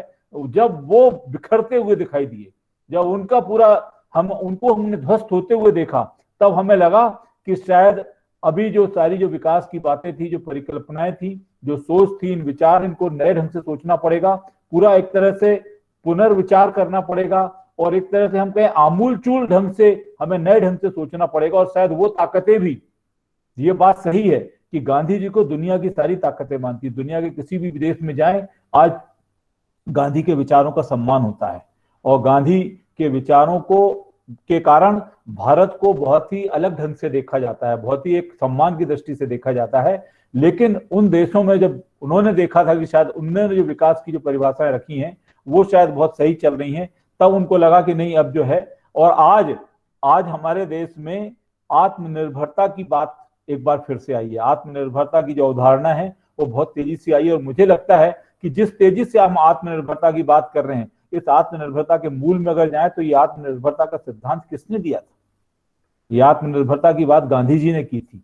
जब उन्होंने स्वदेशी की बात की थी, जब उन्होंने स्वावलंबन की बात की थी, तो ये आत्मनिर्भरता की ही बात थी और ये उसके पीछे जो मूल भावना छिपी हुई थी वो आत्मनिर्भरता की भावना छिपी हुई थी। और शायद इसीलिए आज कोरोना काल के बाद गांधी और अधिक प्रासंगिक हो गए हैं, क्योंकि आज जिस तरह से लोग कहने लगे हैं कि हमने सीमित संसाधनों में जीना सीख लिया है, हमने आध्यात्मिक विकास की तरफ ध्यान देना शुरू कर दिया है, हमने अपनी जीवन शैली में बदलाव किया है, ये जो सारे जो सोच थे, ये जो सारे विचार थे, ये गांधी जी के दिए हुए विचार थे।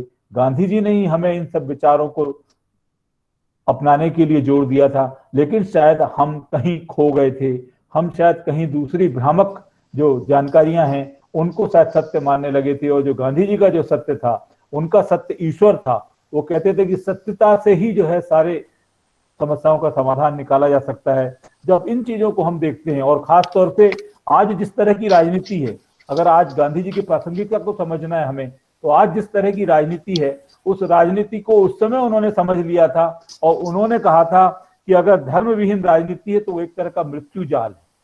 और उन्होंने धर्म को अलग ढंग से हमें समझाने की कोशिश की थी। और आज मुझे लगता है कि जब राजनीतिज्ञों को उनको काम करते हुए देखते हैं, उनके व्यवहार को हम देखते हैं, उनके आचरण को हम देखते हैं, तो लगातार हमें ऐसा लगता है कि शायद आज राजनीति से धर्म गायब है, धर्म अनुपस्थित है और सारा जो आचरण है वो अधार्मिक हमें कहीं ना कहीं दिखाई देता है। और गांधी दर्शन जो है, जो अभी यहाँ बात भी हो रही थी कि वो गांधी दर्शन धर्म की तुलना में अधिक धार्मिक है, वो अधिक नैतिक है और वो अधिक राजनीतिक है। और कई बार मुझे लगता है कि वो परंपरागत है। वो गांधी दर्शन को उस ढंग से हमें कहीं ना कहीं समझने की आवश्यकता है, तब शायद हम कह पाएंगे कि आज अगर समाज को सही दिशा देनी है तो हम शायद गांधी को सही मायने में समझ पाएंगे, तब शायद हम कह पाएंगे। उन्होंने कहा साधन और साध्य। आज हमारे समाज में ऐसे सैकड़ों उदाहरण भरे पड़े हैं कि जहां हम साधन और साध्य में कोई जो एक तादाद में होता है उसको स्थापित नहीं कर पाते। वो कहते थे कि साधन और साध्य बीज और पेड़ की तरह है, जैसा बीज होगा वैसा पेड़ होगा। अगर हमारा जो है साधन हमारा पवित्र नहीं है तो साध्य को हम कैसे मान सकते हैं कि जो हमने हासिल किया है वो हमारा पवित्र हो सकता है। तो साधन और साध्य दोनों की शुद्धता पर वो जोर देते थे। और कहीं ना कहीं जो है वो लगातार जो उनका जो आचरण था, उनका जो व्यवहार था, उसमें हम देखते थे कि आज जिस तरह की समन्वय की आवश्यकता है उसमें उनका जो विचार थे वो बहुत एक तरह से सम्मिश्रण था। उनके जैन धर्म का भी सम्मिश्रण दिखाई देता था, बौद्ध धर्म भी दिखाई देता था, भागवत गीता का भी उन्होंने अध्ययन किया था, बाइबल का भी उन्होंने अध्ययन किया था। और फिर कई ऐसे विचारक थे उस समय, उस दौर के गोपाल कृष्ण गोखले और टॉलस्टॉय, जॉन रस्किन, इन सबके से वो कहीं ना कहीं प्रभावित थे। और इन सबके प्रभाव की वजह से ही उनके विचारों में लगातार परिपक्वता आई और उसके बाद उन्होंने भारतीय संदर्भ में उन सारे विचारों को रखा और उन सारी बातों को उन्होंने रखा। और इसीलिए जो आज जो महत्वपूर्ण बात है कि उनके उन विचारों को हम समझें, हम उनके सत्य को किस तरह से देखते हैं, उनकी अहिंसा को, अहिंसा में कहते थे कि मन वचन कर्म से हम किसी को ठेस न पहुंचाएं। सत्याग्रह की बात करते थे कि शोषण के विरुद्ध जो है आवाज उठाने में आपको आत्मबल की आवश्यकता, आत्मबल की बात अभी यहाँ उठी तो आत्मबल। सर्वोदय में वो सर्वोदय का जो उनका जो जॉन रस्किन का अनटू द लास्ट जो बुक थी जिससे वो प्रभावित हुए थे, उसका सिद्धांत सर्वोदय, उसके माध्यम से सर्वोदय का विचार उनके मन में आया था। और उसमें कहा था सभी के उत्थान की बात होनी चाहिए, सभी को आगे बढ़ने की बात होनी चाहिए। स्वराज की बात उन्होंने की, स्वराज के माध्यम से विकेंद्रीकरण की उन्होंने जो बात की। आज जिस तरह से हम केंद्रीकरण देखते हैं, हर क्षेत्र में केंद्रीकरण है। आज आप देखें कि जो राजनीतिक दल हैं उनमें हमें केंद्रीकरण दिखाई देता है, आज लोगों की कार्यशैली में केंद्रीकरण दिखाई देता है। ब्यूरोक्रेसी की अगर हम बात करें तो सब कुछ अपने अधीन कर लेना चाहते हैं।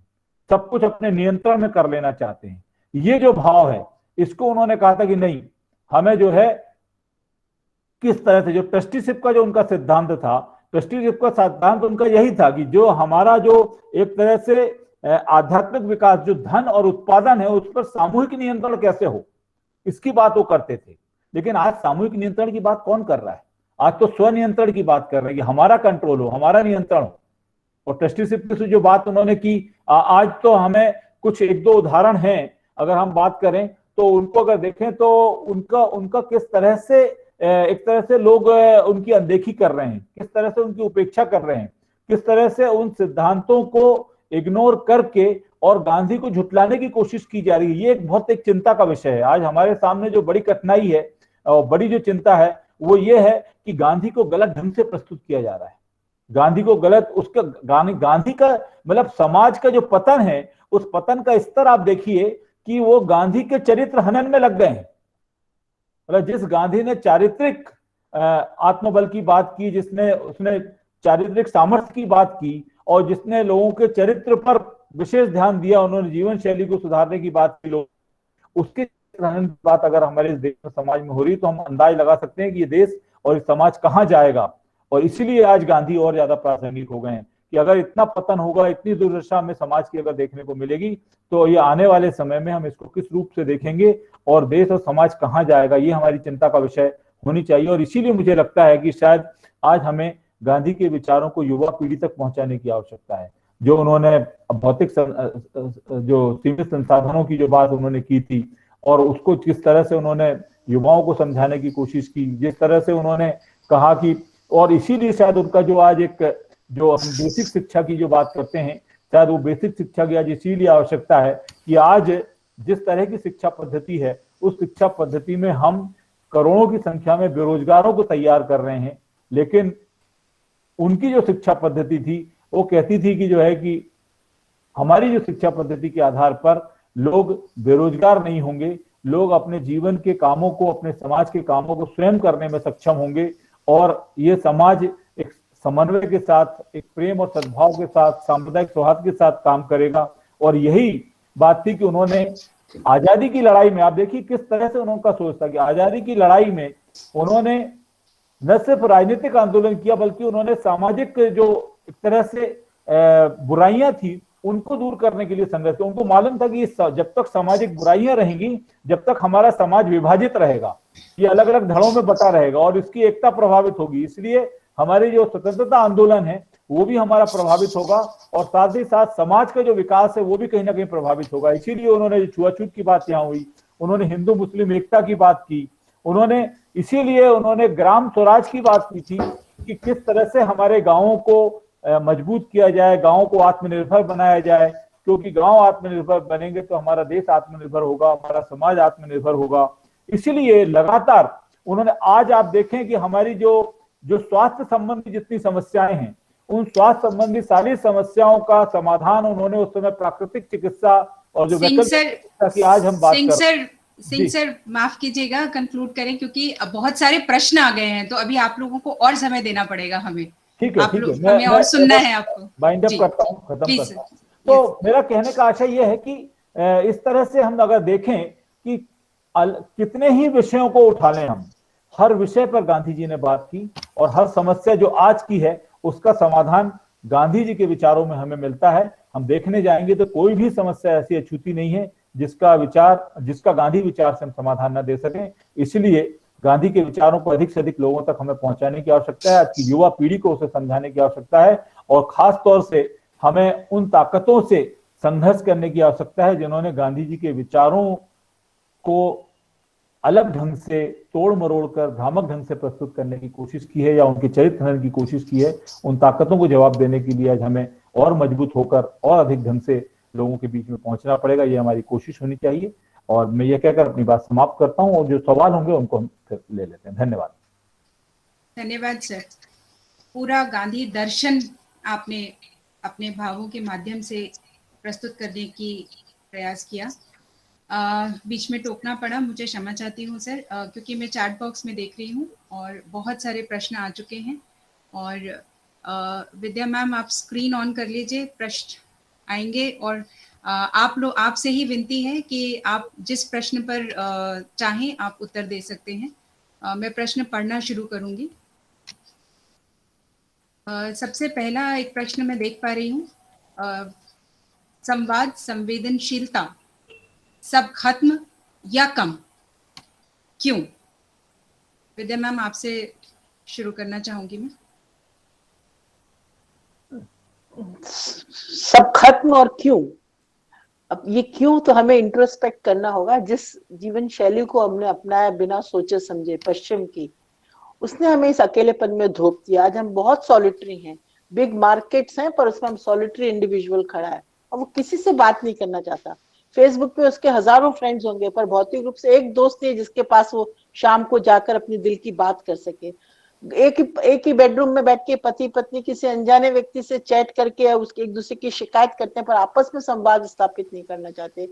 जिन समस्याओं से पश्चिम जूझ रहा था, जिस सॉलिट्यूड से जूझ रहा था, वो हमारे यहाँ आ चुका है और वो आएगा ही, क्योंकि जो अर्थव्यवस्था हमने अपनाई, लिबरल कैपिटलिस्ट मॉडल, अर्थव्यवस्था अकेले नहीं आती, अपने साथ अपने जीवन मूल्य लाती है, अपनी जीवन शैली लाती है। हमने कभी सोचा था हम हिंदुस्तान में लिव इन रिलेशनशिप्स और गे मैरिजेस और डिवोर्स रेट्स की बात करेंगे? पर ये सब कुछ हो गया है। इसलिए अब भी समय है कि हम निरंतर कह रहे हैं, एक ग्लोकलिज्म, ग्लोबल प्लस लोकल। मैं ये नहीं कह रही कि हम वैश्विक स्तर से कट कर कोई बात करें, पर जैसे गांधी का सारा स्वदेशी था, वो स्वदेशी औपनिवेशी का विरोधी था, विदेशी का विरोधी नहीं था। आप बाहर की लैंड से, बाहर के ज्ञान से बहुत कुछ सीख सकते हैं, but think globally and act locally की बात है। आपकी निगाहें आसमान में हो, पर आपको अपनी पहचान, अपनी जीवन संस्कृति, भारत की तो संस्कृति इतनी खूबसूरत है, उसको छोड़कर अगर ऐसा करोगे तो यही वजह कि आज 40 वर्ष की युवा को ड्रग्स लेनी पड़ रही है, एंटी डिप्रेसेंट्स खाने पड़ रहे हैं, उनको कार्डिक समस्या हो रही है, क्योंकि वो बहुत संवेदनहीनता है। और कोविड में मैंने देखा कि लोगों को जब परिवार के साथ रहना पड़ा, वो परिवारों के साथ भी नहीं रह पा रहे थे। डोमेस्टिक वायलेंस बढ़ा है कोविड काल में, क्योंकि हमें आदत ही नहीं, हम इतने एकाकीपन और ईगो में घोप दिए गए थे कि we were really just not knowing what to do and what to not. We are totally confused civilization. So this is the right time to make a choice, where you really want to go. Yes, ma'am. Very correct. महिमा जी, आपके प्रश्न का उत्तर विद्या ma'am दे चुके हैं। दूसरा प्रश्न ले रही हूँ शिवशंकर सिंह सर से। क्या गांधी को प्रयोगधर्मी व्यक्तित्व के रूप में परिभाषित कर सकते हैं? सर, माइक जी। जी हाँ, बिल्कुल सही कहा है। वो अभी जैसा हमसे पूर्व वक्ताओं ने भी कहा कि उन्होंने जो पुस्तक भी लिखी है, उनका सारा जीवन ही है, प्रयोग के ऊपर ही आधारित है कि जो भी सिद्धांत थे, चाहे वो अहिंसा का रहा हो, सत्याग्रह का हो, उन्होंने साउथ अफ्रीका में उनके ऊपर प्रयोग किए। और साउथ अफ्रीका में जो उन्होंने प्रयोग किए और जिससे जो उनको सफलता प्राप्त हुई, उसको आकर के हमारे देश में, भारत में और सिद्ध करके, सिद्ध रूप में उनको प्रयोग किया। और वो सबके सामने है। आज भी हम लोग देखते हैं कि जब कोई भी समस्या आती है, जब एक कोई कम्युनिटी या कोई भी ऐसा समूह है जिसके सामने ऐसी समस्याएं आती हैं, तो आपने देखा होगा अक्सर कि जहाँ पे भी गांधी जी की मूर्ति है, वहाँ पे जाके वो लोग बैठते हैं, विचार करते हैं, मनन करते हैं और एक तरीके से गांधी जी से संवाद करते हैं कि हमारे सामने ये समस्या है और हम लोग आपस में भी यहाँ संवाद कर रहे हैं और आपके सामने इसको प्रस्तुत कर रहे हैं। तो उनका सारा जीवन ही प्रयोग धर्मी के रूप में है। और ये जैसा कहा गया था कि जो उन्होंने बाद में कहा उसको सही माना जाए, तो अगर हम उनकी पुस्तकों का अध्ययन करें और जो उनका दर्शन है उसका अध्ययन करें, तो ये जो सवाल है इनके जवाब भी मिलेंगे। और ये स्पष्ट रूप से इस बात का प्रमाण है कि उनका पूरा जीवन एक प्रयोग के रूप में था और उन्होंने जो भी फिलॉसफी दी है, कोई उसमें ऐसी खाली बातें नहीं है, लेकिन वो सब सत्य के ऊपर आधारित हैं और प्रयोगों के ऊपर आधारित हैं। और उसी प्रयोग के आधार पर हमारे देश को आज़ादी उन्होंने दिलाई, अहिंसा से दिलाई। लोगों को यकीन नहीं होता था, उसके बावजूद भी हम सब लोगों ने देखा और हम सब लोग ये जानते हैं। थैंक यू जी। बिल्कुल सर।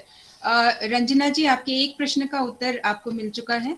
दूसरे प्रश्न के लिए मैं रिक्वेस्ट करना चाहूंगी कर्नल मनीष शर्मा से। गांधी के 3 बंदर यह विचार कहीं से संदर्भित हुआ? क्या इसका प्रचलित पलायनवादी प्रतीकात्मक अर्थ गांधी विचार से साम्य रखता है? मैं फिर पढ़ूं प्रश्न सर? नहीं, इट्स फाइन। Right sir. देखिए, जो हम स्कूल टाइम से जो गांधी जी की फिलॉसफी है, जिसका एक उसको समझने का तरीका जितना सरल हो, मेरे ख्याल उतना ही अच्छा है। अब ये जो गांधी जी के 3 बंदर वाली आपने एक विषय को उठाया कि बुरा मत देखो, बुरा मत कहो, और उसमें आपने देखा होगा कि जो स्टैचूज हैं उनके अंदर हाथ पे भी मतलब हाथ रखा होता है, फिर मुंह पर, फिर कानों पर भी सुनने की भी मनाही है। बेसिकली वो एक इस तरह की विचारधारा को आपके पास लेकर आना चाहते थे कि हमारे पास हर व्यक्ति के पास जो ऊर्जा है वो अगर कंस्ट्रक्टिव कामों के अंदर लगे और उसको सही दिशा मिले, तो वो हमारे सभी प्रकार के जो लक्ष्य हैं उनको प्राप्त करने में हमारी मदद कर सकती है। अब आपके ऊपर है कि आप उस ऊर्जा को किस तरह से डायरेक्शन देते हैं और किस तरह से दिशा देते हैं। और हमारी जो ये इंद्रियां हैं, ये सारी की सारी जिनकी इन 3 बंदरों के माध्यम से बात हो रही है, ये सबकी सब हैं तो आप ही के कंट्रोल में ना।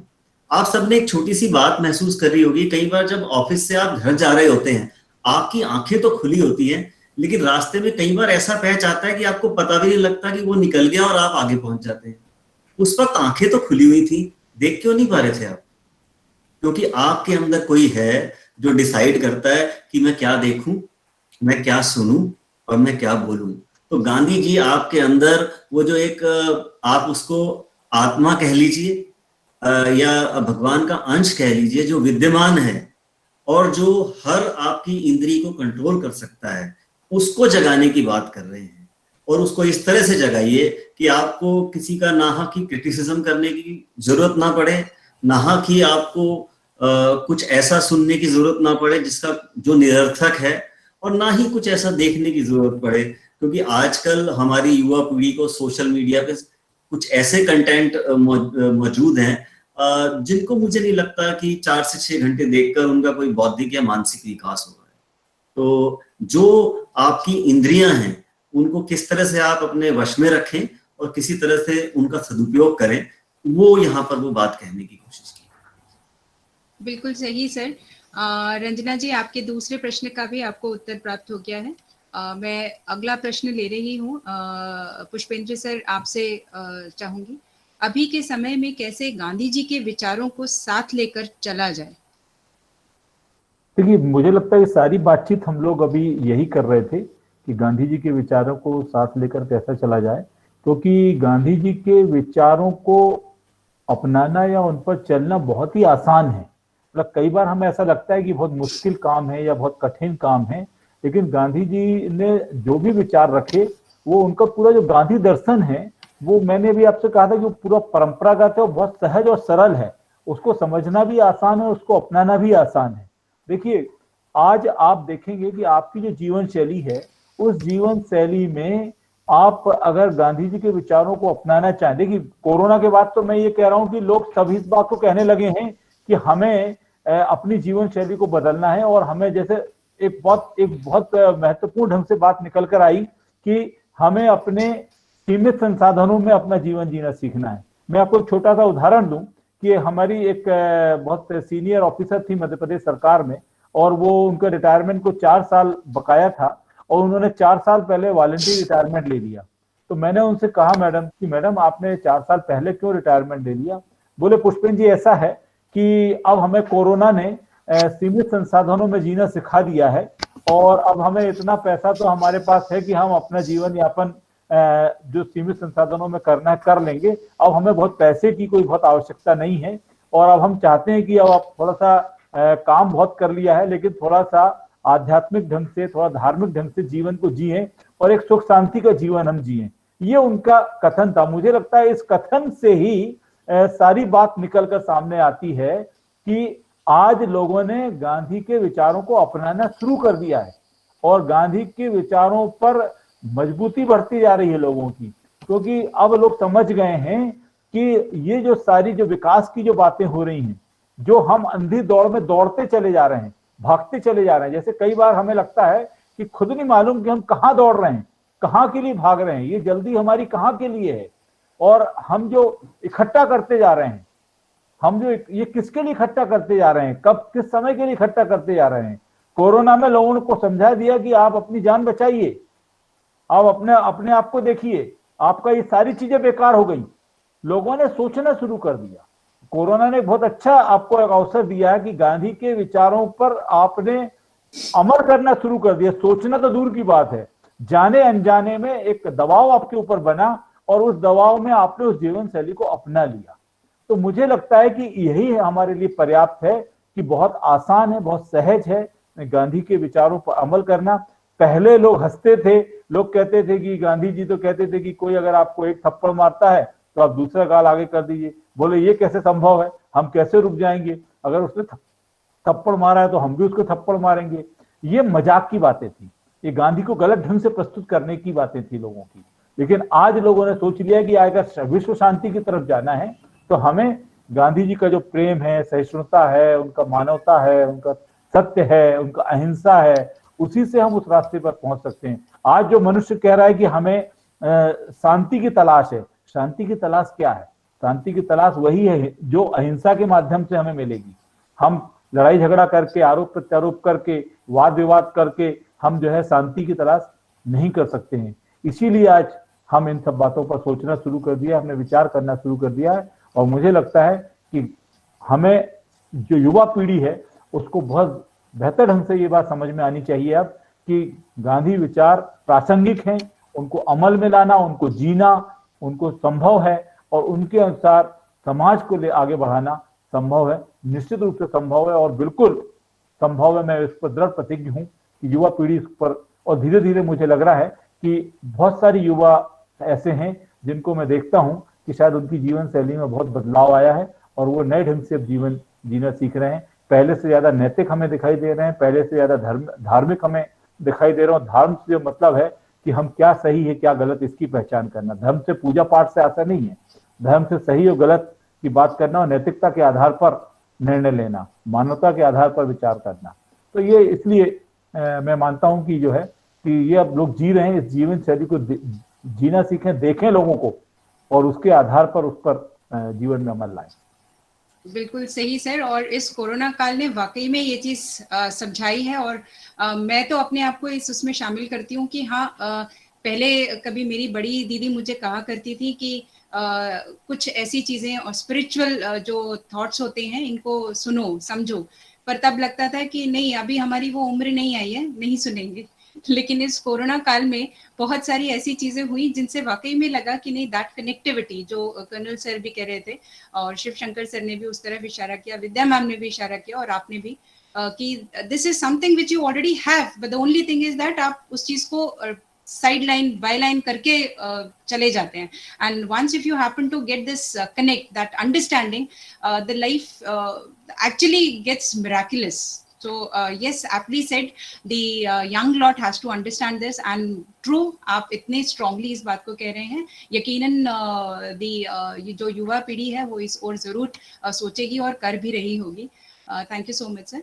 अगला प्रश्न हमारे सामने है, इस पर मैं विद्या मैम से चाहूंगी, मैम आपका वीडियो ऑन कर लीजिए।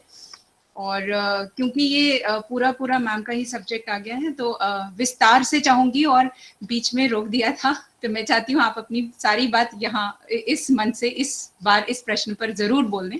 अपने देश में आज गांधीवाद कितना और कहाँ दिखता है? मैम अनम्यूट करिए। बहुत मुश्किल सवाल पूछ दिया आपने।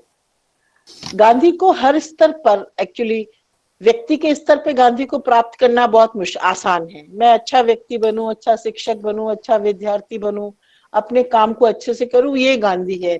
जहाँ अच्छाई है, सच्चाई है, जेन्युइननेस है, जहाँ थोड़ी बहुत मैं मदद कर सकती हूँ, वो गांधी है। पर गांधी को जैसे ही हम पॉलिटिकल एस्पेक्ट में लागू करना शुरू करते हैं तो मुझे लगता है गांधी के साथ न्याय नहीं किया। ना आजाद भारत के राजनीतिक नेतृत्व ने न्याय किया, न ही संविधान निर्माताओं ने न्याय किया। गांधी हर जगह अनुपस्थित दिखाई देते हैं और यही वजह है कि भारत की स्थितियां वो नहीं है जो होनी चाहिए थी। आज के संदर्भ में भी गांधी जब जैसे ही संदर्भ व्यक्ति से ऊपर उठकर आता है, हालांकि विरोध जब प्रारंभ होता है, आप देखिए जितने आंदोलन है बहुत खूबसूरती से नॉन वायलेंट ढंग से शुरू होते हैं और गांधी ने भी इसीलिए नॉन वायलेंस को पीपल तक ले जाने की कोशिश की। पर जनता को बहुत जल्दी भड़काया जा सकता है, जनता को बहुत जल्दी भ्रमित किया जा सकता है और अचानक वो अहिंसक आंदोलन कहीं हिंसा के आंदोलन में परिवर्तित हो जाता है। 1927 में जब गांधी ने नॉन कॉपरेशन मूवमेंट में जैसे ही हिंसा आई, गांधी ने आंदोलन विड्रॉ कर लिया। बहुत बार लोग इस बात का गांधी को ब्लेम भी करते हैं कि हम शायद उसी वक्त आजाद हो गए होते, पर बाद में Gandhi kept silence on this non-violence issue because he understood that avoiding violence to this level is not possible. इसलिए गांधी की अहिंसा, जैसे पहले भी बात आई, कायरों की अहिंसा नहीं थी, बहुत बहादुरों की अहिंसा थी। तो आज के संदर्भ में गांधी को व्यक्ति के स्तर पे पाना, एक विश्लेषक के रूप में, एक विद्यार्थी के रूप में, एक अध्येता के रूप में गांधी को मैं प्राप्त कर सकती हूँ, पर आपको जब व्यवस्थागत स्तर पे आप गांधी को देखने जाएंगे तो आपको मुश्किलें पेश आएंगी। अगर ऐसा नहीं होता तो इतने अत्याचार, इतने अतिक्रमण, खासतौर से महिला के प्रति जो बढ़ती हुई हिंसा है, गांधी की तो बहुत बड़ी दृष्टि थी स्त्री के प्रति। एक नई स्त्री और नए पुरुष का सृजन करते हैं गांधी। गांधी की परेशानी ये है कि गांधी के सारे समाधान व्यक्ति में निहित है। आप कितने ही व्यवस्थागत परिवर्तन कर दीजिए, महिलाओं से संबंधित कितने कानूनी क्रांतिकारी कानून ले आइए, पर until and unless you design a new women and a new man, nothing can happen। और इसलिए गांधी एक बहुत इतनी पावरफुल काली और दुर्गा जैसी स्त्री की कल्पना करते हैं। गांधी कहते हैं महिला में, स्त्री में करुणा है, प्रेम है, दया है, सेवा भाव है, पर साथ ही साथ दृढ़ता और साहस भी है। द्रौपदी का उदाहरण देते हैं गांधी। जब महाभारत में द्रौपदी का चीर हरण हो रहा था तो द्रौपदी कृष्ण का आह्वान करती है, और कृष्ण कोई फिजिकल गॉड नहीं है। Krishna is the inner conscience, the resolute will, the inner strength. कहने का तात्पर्य है कि हर स्त्री में वो आत्मचेतना, आत्मबल है कि वो अपनी चस्टिटी, ऑनर, गरिमा और अस्तित्व की रक्षा स्वयं कर सकती है।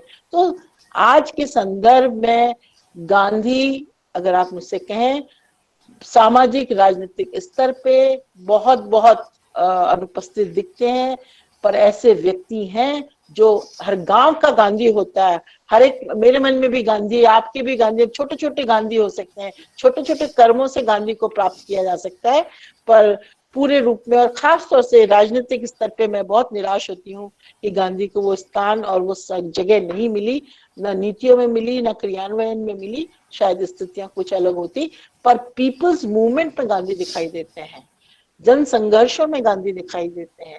गांधी की परेशानी यह है कि जब वो आत्मकथा अगर आप उनकी पढ़ें तो गांधी भेद ही नहीं करते। व्यक्ति, समाज, प्रकृति और ईश्वर निरंतर उनके बीच में यात्रा करते हैं, ट्रांसेंड करते हैं। कभी जनसंघर्षों की बात करेंगे, कभी धर्म और आध्यात्म की बात करने लगेंगे। तो ये जो एक इतना वृहत, विस्तृत, फैला हुआ रूप है आपका, इसलिए गांधी को टुकड़ों टुकड़ों में पाया जा सकता है, संपूर्ण पाना एक थोड़ा असंभव काम। Thank you ma'am. We have few more questions, but इस वेबिनार के लिए हमें यहाँ रोकना पड़ेगा because of that video thing, क्योंकि अपलोड नहीं हो पाता फिर अगर बहुत लंबा हो जाता है तो। So in case if we come up with the second webinar, will definitely take other questions. और चैट बॉक्स में all the messages and the questions whosoever has put, सभी का नाम लेना मुमकिन नहीं है।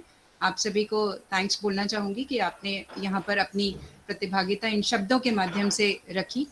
इसी के साथ मैं प्रोफेसर भानावत को आमंत्रित करना चाहती हूँ आभार प्रदर्शन। बहुत बहुत धन्यवाद। मुझे लगता है कि आज गांधी दर्शन और गांधी के विचारों को लेकर के बहुत विस्तृत परिप्रेक्ष्य में ये पारस्परिक संवाद हुआ है, और जिस तरह से सवाल उठे हैं वो भी इस बात की ओर संकेत करते हैं कि आम आदमी, वो चाहे किसी भी क्षेत्र के हो, चुकी ये जो वेबिनार है इसमें विभिन्न क्षेत्रों से, डिसिप्लिन से जो एक्सपर्ट्स हैं, वहाँ के विद्यार्थी हैं, वो सब लोग जुड़ते हैं। तो जिस प्रकार से लगातार चैट बॉक्स में उनकी टिप्पणियां आ रही है, ये इस बात का स्पष्ट संकेत है कि गांधी को लेकर के अभी भी आम आदमी के मन में बहुत सारे तरह तरह के प्रश्न हैं। मुझे लगता है शायद गांधी को समझने के लिए मैंने विद्या जी को भी मैसेज किया था उनकी बात को सुनकर के, कि मुझे लगता है कि आप तो गांधी को जी रही हैं हर पल हर क्षण। जिस तरह से वो गांधी के उस पूरे चिंतन मनन को, उनके दर्शन को उस व्यक्ति ने अपने जीवन काल में इतना लिखा हो, क्योंकि हमने तो सिर्फ उनका जर्नलिस्टिक जो पक्ष है विशेषकर मैंने तो उसी पर ज्यादा अध्ययन किया, लेकिन आपने तो पूरे व्यक्तित्व को जिस तरह से देखा और समझा है, और फिर जो आज की कसौटियां हैं, हमारे साथ भारतीय प्रशासनिक सेवाओं के अधिकारी रहे जिनको कई मौके मिले राज्य सरकार के विभिन्न महत्वपूर्ण विभागों में काम करने में, और किस तरह से चाहे ग्रामीण विकास की बात कर रहे हैं, चाहे शहरी विकास की बात कर रहे हैं, चाहे लिटरेचर की बात कर रहे हैं, गांधी का जो दर्शन है सब जगह कहीं ना कहीं आपको प्रेरित और प्रेरणा करता है और सोचने के लिए एक आधार भूमि देता है। और जो सैन्य अफसर हैं उनके लिए तो मुझे लगता है गांधी और भी ज्यादा महत्वपूर्ण है कि आप किस तरह से अहिंसा के बल पर जो विरोधी पक्ष है उसे किस तरह से जीत सकते हैं। और आपने अपरिग्रह की बात कही। अपरिग्रह विद्या जी हम दोनों तो चूंकि उस जैन दर्शन के अध्येता भी हैं, और जब मैं यहाँ राजस्थान विश्वविद्यालय में जैन अध्ययन केंद्र का निदेशक था तो मैंने आपके गांधी केंद्र के साथ 1-2 दिन की सेमिनार की थी और एक सेशन गांधी की पत्रकारिता पे भी था। तो अपरिग्रह तो जैन दर्शन का एक बिल्कुल प्राण है। तो किस तरह से जैन दर्शन का, जैन मुनियों, एक रायचंद सूरी से उनका प्रभाव गांधी के ऊपर था। तो कहने का मतलब है कि गांधी ने जितना अध्ययन किया धर्म दर्शन का, जितनी फिलोसॉफी को उन्होंने पढ़ा, वो सब कहीं ना कहीं उनके व्यक्तित्व में था। और मुझे लगता है बहुत अरसे बाद एक ऐसी वेबिनार का एक आनंद हमने लिया है विचारों के स्तर पर, जो चारों हमारे अलग अलग डिसिप्लिन के। भाई पुष्पेंद्र जी के साथ तो बहुत ही संवाद होता रहा है, और चीन यात्रा में तो 10 दिन तक उनके साथ रहने का मौका मिला, और हम तो एक साथ एक ही कमरे में भी थे, तो बहुत सारे पक्षों पर इनसे संवाद लगातार होता रहा। तो जिस तरह से पत्रकारिता के माध्यम से, और अब तो ये शासन के एक महत्वपूर्ण अंग भी हैं, तो किस तरह से गांधी के माध्यम से, और जिस तरह से आपने पूरा कोरोना का पक्ष लेते हुए उसको गांधी के विचारों से जोड़ने की कोशिश की, तो मुझे लगता है हमारे आज के चारों विद्वान वक्ताओं ने और विदुषी, उन्होंने जिस तरह से गांधी के दर्शन को बहुत ही सरल सहज शब्दों में प्रकट किया है, तो ये वीडियो अपने आप में एक हमारे लिए यादगार रहेगा। और इसका एक लाभ मुझे ये भी लगता है कि जब कभी भविष्य में किसी को इन मुद्दों पर बात करने की, संवाद करने की, भाषण देने की, लिखने की आवश्यकता होती है, तो जैसे वो गूगल पे जाएंगे तो ये वीडियो, ये सारे जो विचार विमर्श हैं, ये आने वाले लंबे समय तक, जब तक इस टेक्नोलॉजी के माध्यम से ये चैनल, यूट्यूब चैनल उपलब्ध रहेगा, क्योंकि यूट्यूब ने ब्रॉडकास्ट योरसेल्फ, और हमारी जो इसकी टेक्निकल सपोर्ट कर रही है पृथ्वी सेंगर, उन्होंने तो फेसबुक लाइव भी कर दिया है, और पिछले 2 घंटे से ये पूरी प्रोसीडिंग्स फेसबुक के माध्यम से, पृथ्वी के फेसबुक पे, मेरी फेसबुक पे, डॉक्टर उषा की फेसबुक पे ये उपलब्ध रहेगी रिकॉर्डिंग। तो इस तकनीक के माध्यम से जितने संभव सोशल मीडिया प्लेटफॉर्म हमारे लिए हो सकते हैं, हम इन विचारों को वहां तक पहुंचा रहे हैं। गांधी केवल एक विचार विमर्श का हिस्सा बन के न रह जाएं, गांधी वास्तव में हमारे जीवन में उतरे। वस्तुतः इस सारे आयोजन के पीछे उनकी उन शहादत को, उनकी उस पुण्यतिथि को, वो ऐसा महान व्यक्तित्व है कि जितना कम कहा जाए। पंडित रविशंकर जब एक समारोह में थे गांधी की हत्या के बाद, जब उनसे कहा गया श्रद्धांजलि के लिए, तो उन्होंने तो एक नई राग बना दी उनके लिए। वही मैं पढ़ रहा था, मोहन कौश नाम से, कुमार गंधर्व ने गंधार गांधी मल्हार बना दिया। तो मेरा मतलब है कि जो रचना धर्मिता है, हम जिस क्षेत्र में भी हैं, साहित्यकारों ने, दिनकर ने, गांधी एक दौर में विरोध भी किया उन्होंने, लेकिन बाद में गांधी की पूजा अर्चना भी शब्दों के माध्यम से करते हैं। तो चाहे साहित्यकार है, चाहे संगीतकार है, रचनाकार है, उन सभी लोगों ने गांधी के जीवन को अपने अपने ढंग से समझने की कोशिश की।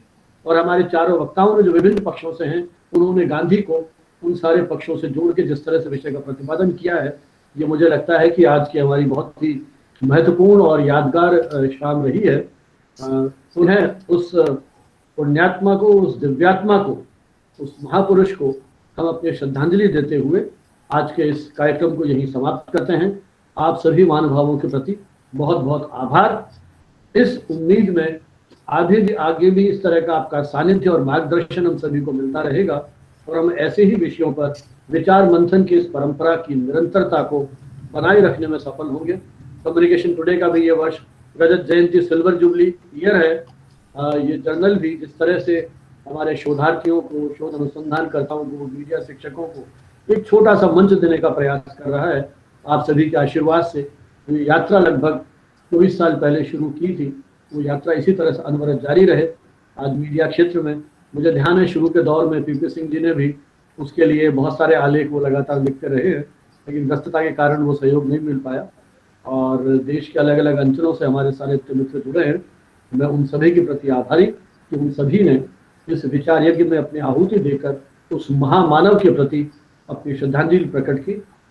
हम यही उम्मीद करते हैं कि आज के इस दौर में जब देश इतने झंझावातों के बीच खड़ा है, गांधी दर्शन कहीं उन्हें एक ऐसा मार्ग दे पाएगा जहां देश फिर समृद्धि, खुशहाली, शांति, सहअस्तित्व, सहिष्णुता, जिनकी यहाँ सब बातें की गई, उन सब के बीच में इसी प्रकार पूरी प्रखरता के साथ, तेजस्वी के साथ खड़ा रहेगा। इन सभी शब्दों के साथ बहुत बहुत धन्यवाद, आभार, अभिनंदन। जय हिंद, जय भारत। जय हिंद, जय भारत। जी नमस्कार।